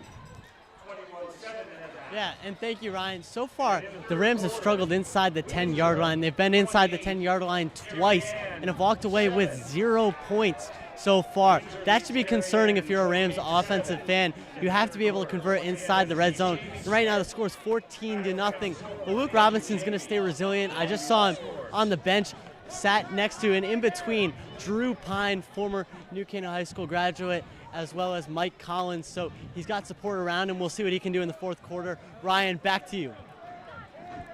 Thanks, John. And as we approach the start of this fourth quarter, I'm not sure if everyone heard that, but PJ Darien down 28-7 to Windsor. That's something right there. Yeah, that's New Canaan's big rival, and the two top teams in the state both losing late in the game. That's a handoff over to that right side. That pile still getting pushed by everyone. Massuk just trying to keep everything going. As I mentioned, PJ, they're content with letting the clock go as much as they can, but 3rd and 22. Actually, we have a score update. Darien just scored a touchdown to make it 28-14, so they're trying to mount the comeback against Windsor. We also have Staples up 21-7 over Maloney, a Maloney team that lost 42-13 to New Canaan back in week 1. So that's something right there. So we'll have a 4th down and 11. Good chunk play there, pushing the pile for Massuk, but it will be a punt. Gotta imagine it won't be a fake. Yeah. Low punt. I could have got blocked by the line there at how low it was. Koch is just going to let this one go, but great roll from Massuk. That's going to push New Canaan down to around the 5-yard line. So at first looked like a pretty poor punt, very low, but had a good roll, and that's going to push that Rams offense deep back in territory, PJ. So as you take a look at the replay, Fairfield Prep with a good lead, 17-7 over Trumbull. 17-0. 17-0, excuse me. Yeah, Greenwich with a slight edge over Bishop Hendricken, a team from Rhode Island. 21-20, a team that those two, those two, along with Darien and Bishop Hendricken, face off in hockey every year. Yeah. So that's an interesting thing. And, just looking out at the field here, I'd be interested to see a run there by Kenny. I'd be interested to see, right, we talked to Coach Marinelli before the game, and he said that James McInerney is available if the Rams need to use him. We haven't seen him so far, but I wonder if, possibly they bring him in here for a little extra spark on the offense. Yeah, I mean, maybe the injury could be worse than initially thought. Yeah. Obviously, James, he's going to play. You want to play through everything at least. He's, one of those players. And they got him a special shoulder pad. Yeah, after Robinson drops back. Today. That one constantly bobbled, almost caught. That was Valente, the tight end. Almost had that one in his hands, but that one just bobbled away, and that's going to bring up a third down for the Rams. And the Rams, you got to get this. If you're New Canaan, you've got to dial up your best play. Would love to see Esposito get open. 3rd and 9 here, and you got to imagine that might be the first target that Robinson's going to look at here, but you don't want to telegraph it. Yeah, can't telegraph, can't stare him down the whole way through, but one-on-one coverage for Esposito. No pressure by Massuk, just bringing the 4 up top. Robinson is going to take the shot to Koch. Oh, he's got him. Takes the hit. Great catch by the sophomore Charlie Koch for a first down, and Koch has been old reliable on some of these big plays for New Canaan tonight, PJ. Yeah, Koch, you saw that one, the fake screen, and Koch caught it up the sideline early in this one. Now he's got, the catch that we just saw. And Koch, just a real do-it-all guy for this team, right? He's also returning the punts now. And, a young star really coming into his own on the varsity field. Play action to Kenny. That one way over the head of Koch. Maybe some miscommunication between Robinson or Koch, or just a poor throw. That's going to bring up a second down there. But, you mentioned Koch playing wide receiver, punt returner being that Swiss Army knife for New Canaan. That's something we associated with Luke Reed last year. He was the do-it-all guy for the Rams. Newtown tied it up versus Southington, 21-21. More scores around the state. We have a 2nd down and 10. Robinson gets hit low, and that one just gets kind of thrown out there, but that Masuk defense swarming all over the field, and that's going to be nothing for Koch, who gets another target on this drive. Yeah, Charlie Koch wearing number 10. As we see the guy who wore it for the past 2 years, Alex Russi, guy who went to prep school this year, coming on the bleachers, supporting his team. Russi, unfortunately, broke the news on Twitter, I believe, this morning that he tore his ACL and he's done for the year. So sad to see for Russi, but at least he's out here supporting his team. Robinson rolls right, and that's just pressure from Massuk. Nobody getting open for New Canaan. Koch is maybe the only viable target that, could have been an option right there, but that Massuk defense, the D-line, just swarming all over the field, and, PJ, there's not too much to do there. I think that was Al-Hamidi with the sack. We saw my quarterback under center. He gets the sack there.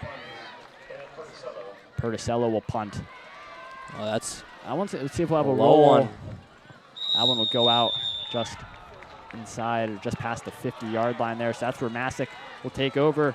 And, this is the thing, PJ, for New Canaan. When Koch had that catch, got the first down, it looked like there was a little spark amongst that New Canaan offense. But then 3 straight plays, absolutely nothing for the Rams. And this defense, they had to keep coming back out on the field. And the Rams have got to get something here on defense. I would love to see some momentum, but the Rams have not forced a turnover this whole game, right? Only punts from Massuk.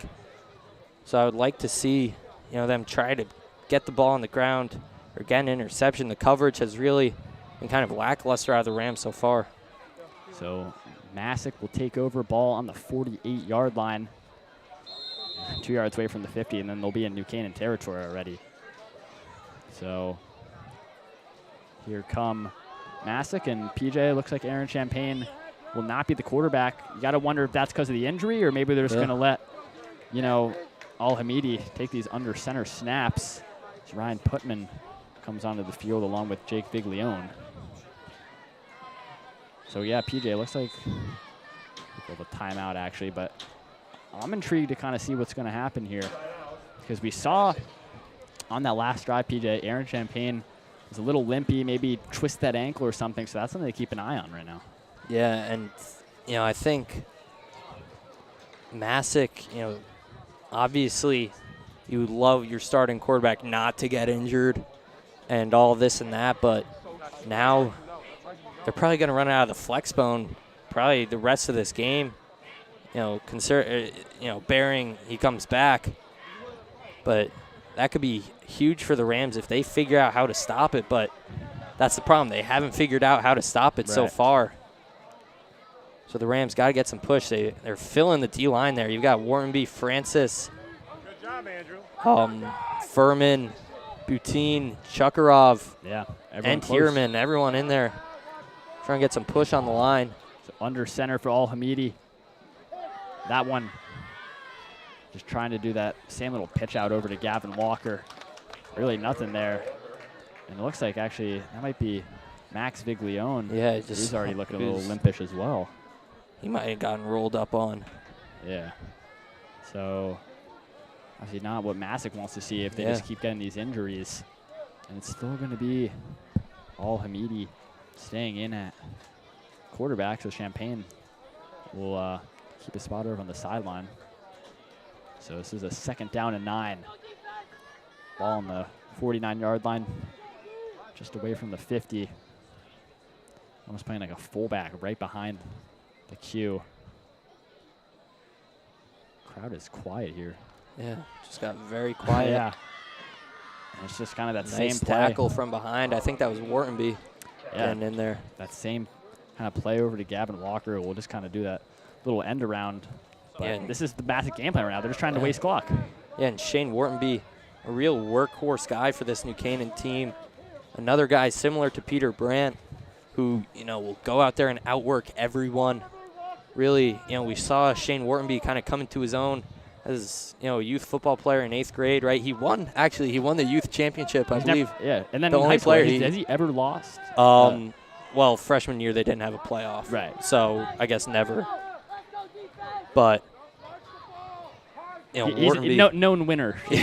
Known winner, Shane Whartonby, a real workhorse. Played some linebacker in youth, now back on the line. And that was working out there. Yeah, Gavin Walker is fighting, got close to the sticks. That's going to bring up a 4th and short for the Panthers. And in this situation, maybe we'll see the punt team come out. But I think coach is still making the decision over there along that Masuk sideline. Seems like no decision just yet. Connor Furman in on that tackle.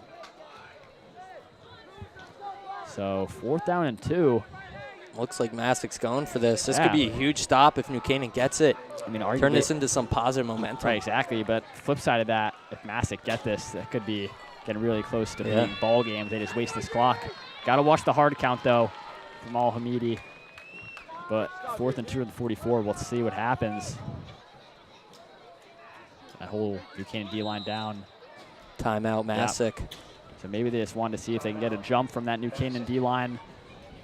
Just they'll head over, but I don't know. I don't see anyone on that Massuk sideline getting ready from that punt team. So maybe they are going to go back out there. Maybe they just wanted to assess what that New Canaan formation was going to be. But, yeah, here we go. 6 minutes and 23 seconds left to go in the 4th quarter. BJ, you think they're going to pull the trigger and go for it here? I think if you're Massuk, you kind of have to.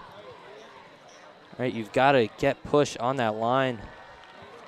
And you've got to, it's all about the trenches here. Whose line is going to outwork the other? And who's going to be able to break through and, cut through the the offensive line for New Canaan and, give it all you got. Yep, so Massuk offense back on the field. Again, no Aaron Champagne at quarterback. He's still on the sideline. So it is going to be Al-Hamidi. He's got Nick Fox right behind him down in his 3-point stance. And it was the fake. They got the first down. First down. That was a very creative play call right there from Massuk. It was just the fake the whole way. Everyone's so keen on Gavin Walker to get the ball. And, even if New Canaan thinks they know what's going to happen, it's just enough for a first down Massuk.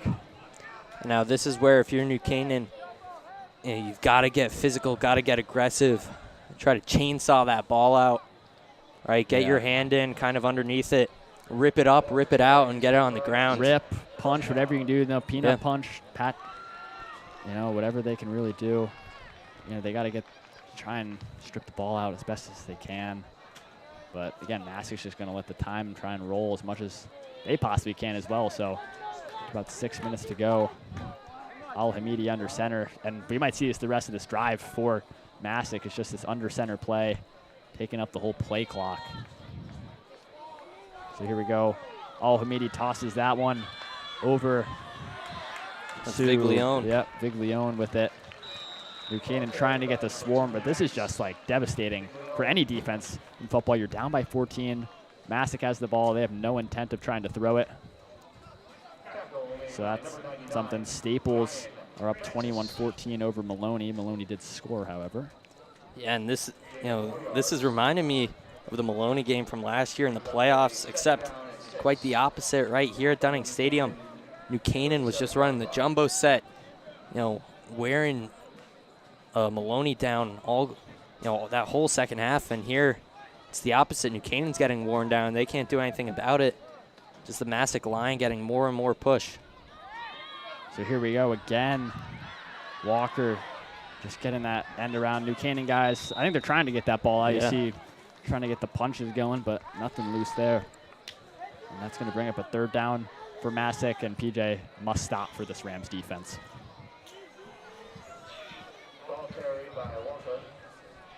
PJ must stop for this Rams defense. Yeah, the Rams, they've got to get this back, and they've got to get a quick possession up the field. Right, you still have 2 timeouts if you're New Canaan. Got to save those. Maybe even go for an onside kick here. But it's been that slow start that has killed the Rams so far. Yeah, just those turnovers in the first half from Stein with the 2 fumbles, Robinson fumbling, and that set the tone really on that second play of the game. Luke Robinson fumble and the ensuing scoop and score from that Panther defense. So here we go, 3rd and 3, just about 4 minutes left to go. As they hand that one straight up the middle. Everyone trying Big to bring, pile, yeah, I everyone think. trying to I get think down. New Looks Canaan short of the stopped sticks, them. though.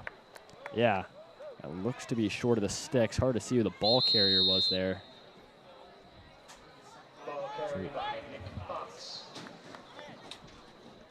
Seems like another score. Darien actually got another touchdown back, so they're only down by 7 against Windsor. But going back to this play, let's see, it's close. As there's a timeout called by the Rams. Our scoreboard's at 4th and 30. Yeah, I saw that. I think it's 4th and 3. Yeah, or 2. 4th and 2, sorry. Yeah. For you guys at home. Yeah.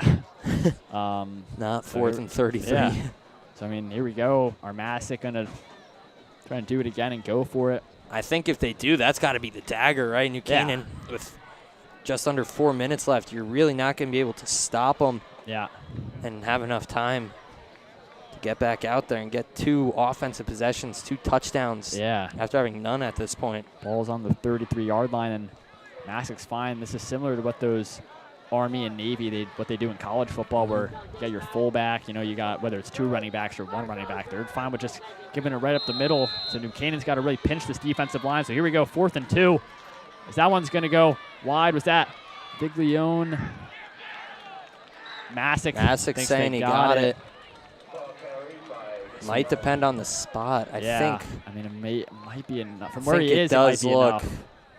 I think depending on where they spot this, PJ. Oh, they're spotting it right there. That's a first down. Yeah. And first down for Massuk. And PJ, you hate to say this because there's still 3 minutes and 46 seconds left, but that could be the ball game. Yeah, I think that must be the dagger. Coach Marinelli on the sideline, all disappointed. Some New Canaan fans starting to process out.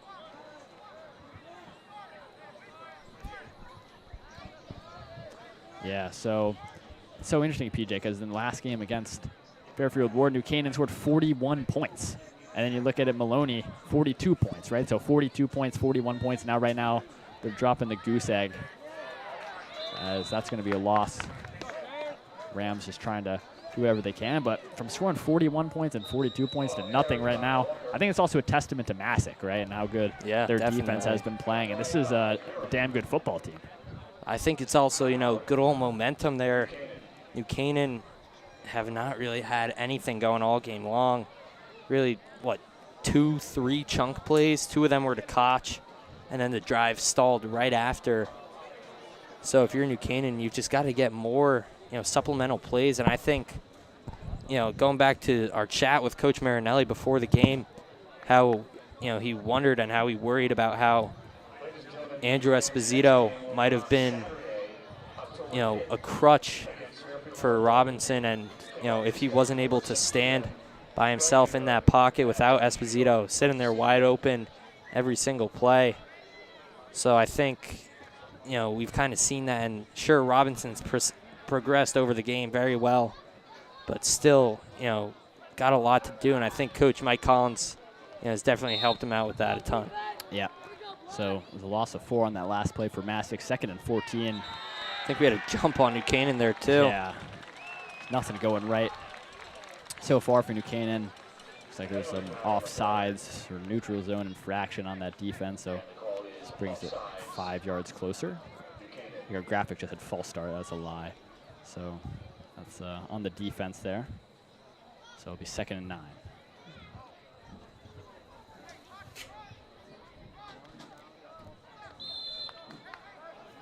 Massuk again breaking the huddle.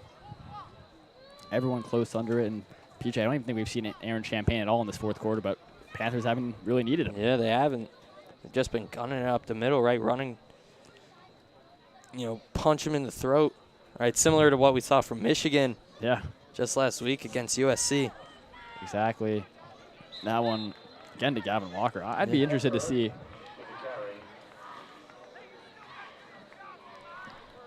Newtown scoring up 28-21 on Southington, another score from around the state. And, PJ, I'm interested to see Gavin Walker's stat line, because how many carries does he have tonight? How many carries, how many yards? Yeah. I want to see the average yards per game. It's probably, probably only about 4 or something, but it's been, it was solid, consistent 4 every single drive. Yeah, I mean, he's close to 20, 25 carries, because it just seems like every play he's just getting those little short end arounds for gains of. And Canaan can't stop it. Yeah. Massuk's just parting the Red Sea there. Yep. 3rd and 11. They're just going to run that one right up the gut. New Canaan, they're going to stop that one pretty close to that offensive line, right where that line of scrimmage was, but time's just going to keep ticking. Yeah. It's going to bring up a 4th down.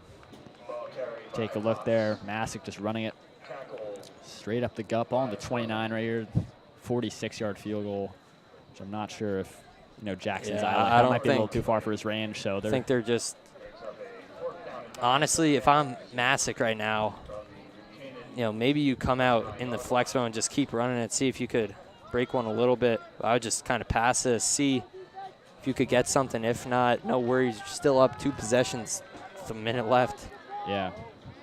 Could go back to Gavin Walker. Yeah. He's lined up in that same spot that he is. The flag on the play. I think probably false start on Massuk. We're taking delay a game delay from Massuk, so smart by them just to let as much time go out. And I think they're going to wind up punting this one. A lot of fans starting to empty over here on this New Canaan side. 14-0, disappointing for the Rams. Definitely not what pretty much everyone here thought. They mentioned it, the whole state, how well Massuk is really playing. So here we go, 4th and 14. It was a drop snap there, but I think El Hamidi fell back on that one. It's not going to matter too much. See number 44, Bose Alert on the field. Pretty close to jumping on that ball. Love to see it out of Bozy. He was right there. Yeah. Almost there for the Bowman. Actually, Salert, I believe, 5th leading tackler on this Rams team. He has, 9 total tackles on the season.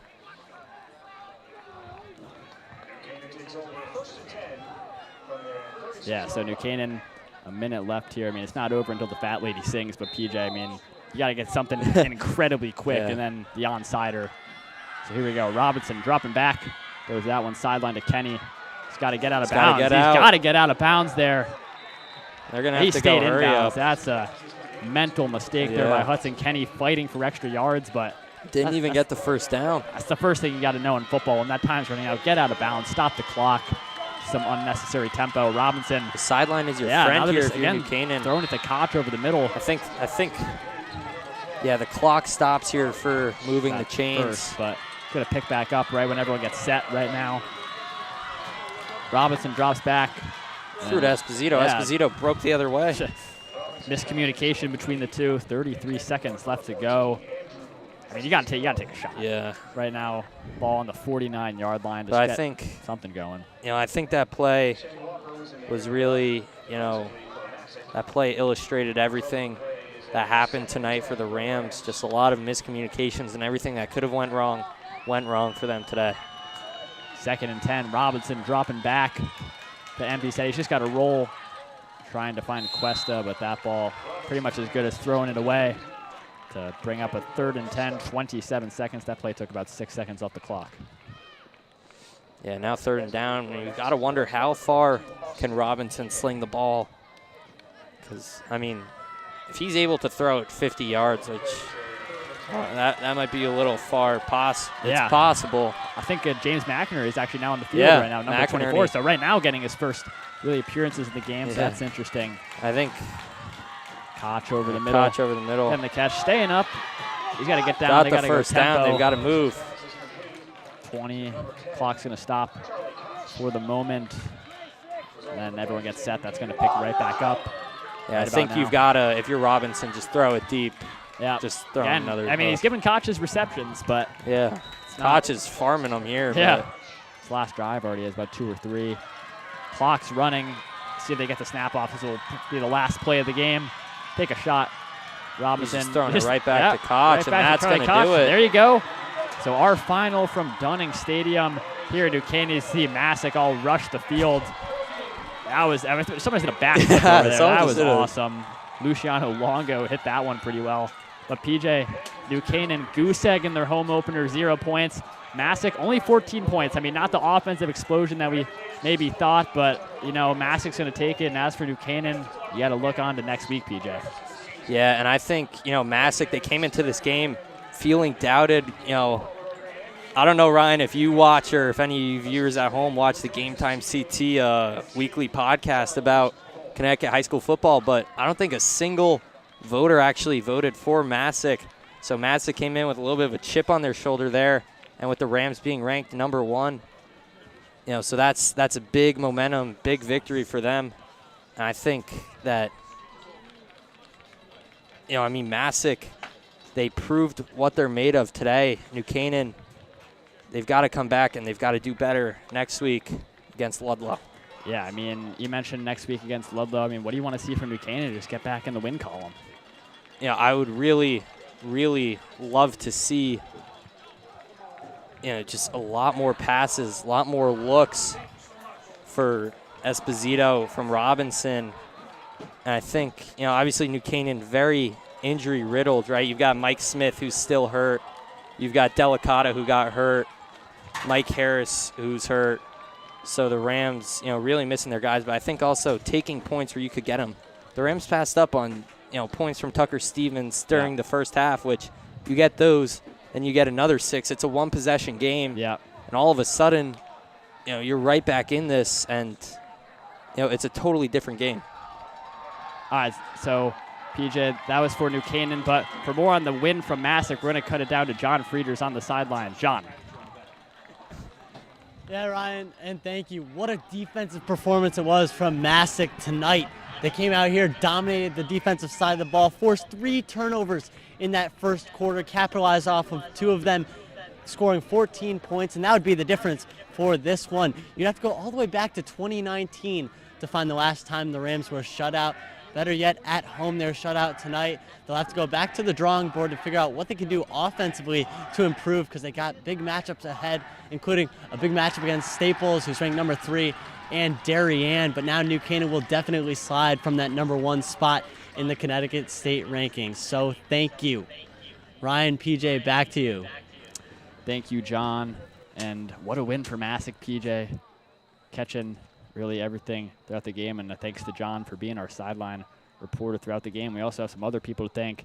AJ Polici, our producer on camera today. We had Andrew Mank, Cole Esposito, Ben Scott, Michael Cuesta, graphics, Bryceland Flood, sideline, obviously John Frieders, Andrew Muller on the replay, and then obviously Roman Cebulski being our head man here at NCTV. And also, of course, thanks to Jay Egan and Tony Posesnik for always helping out, as they always do. So, PJ, that's it from us. Any last thoughts from you on this one? I think both these teams, this was a staple win for Massuk. The Rams seem a little shocked, but I think, Coach Marinelli exchanging some words with his team right now, and I think the Rams are going to come back. They're going to come better against Fairfield Ludlow and for the rest of this season. You've always got that game against Darien on Turkey Day to always come back and show, what you're made of and what you've worked for this whole season. The Rams, obviously, this doesn't knock them out of playoffs. This doesn't knock them out. They still have a chance to three-peat. This is just one loss on a very strong schedule, and I think the Rams could come back and compete. They've got, that fight in them. They can keep fighting, and it's just about coming back and responding. Yeah, so again, Massuk 14, New Canaan 0, handing the Rams their first loss on the home opener. That'll be it from us tonight. From Ryan Bell and PJ Neville, make sure to tune in next Saturday for the game against Fairfield Ludlow, 6 o'clock. We're going to cut it to our sponsors. That'll be it from us. Good night, everyone.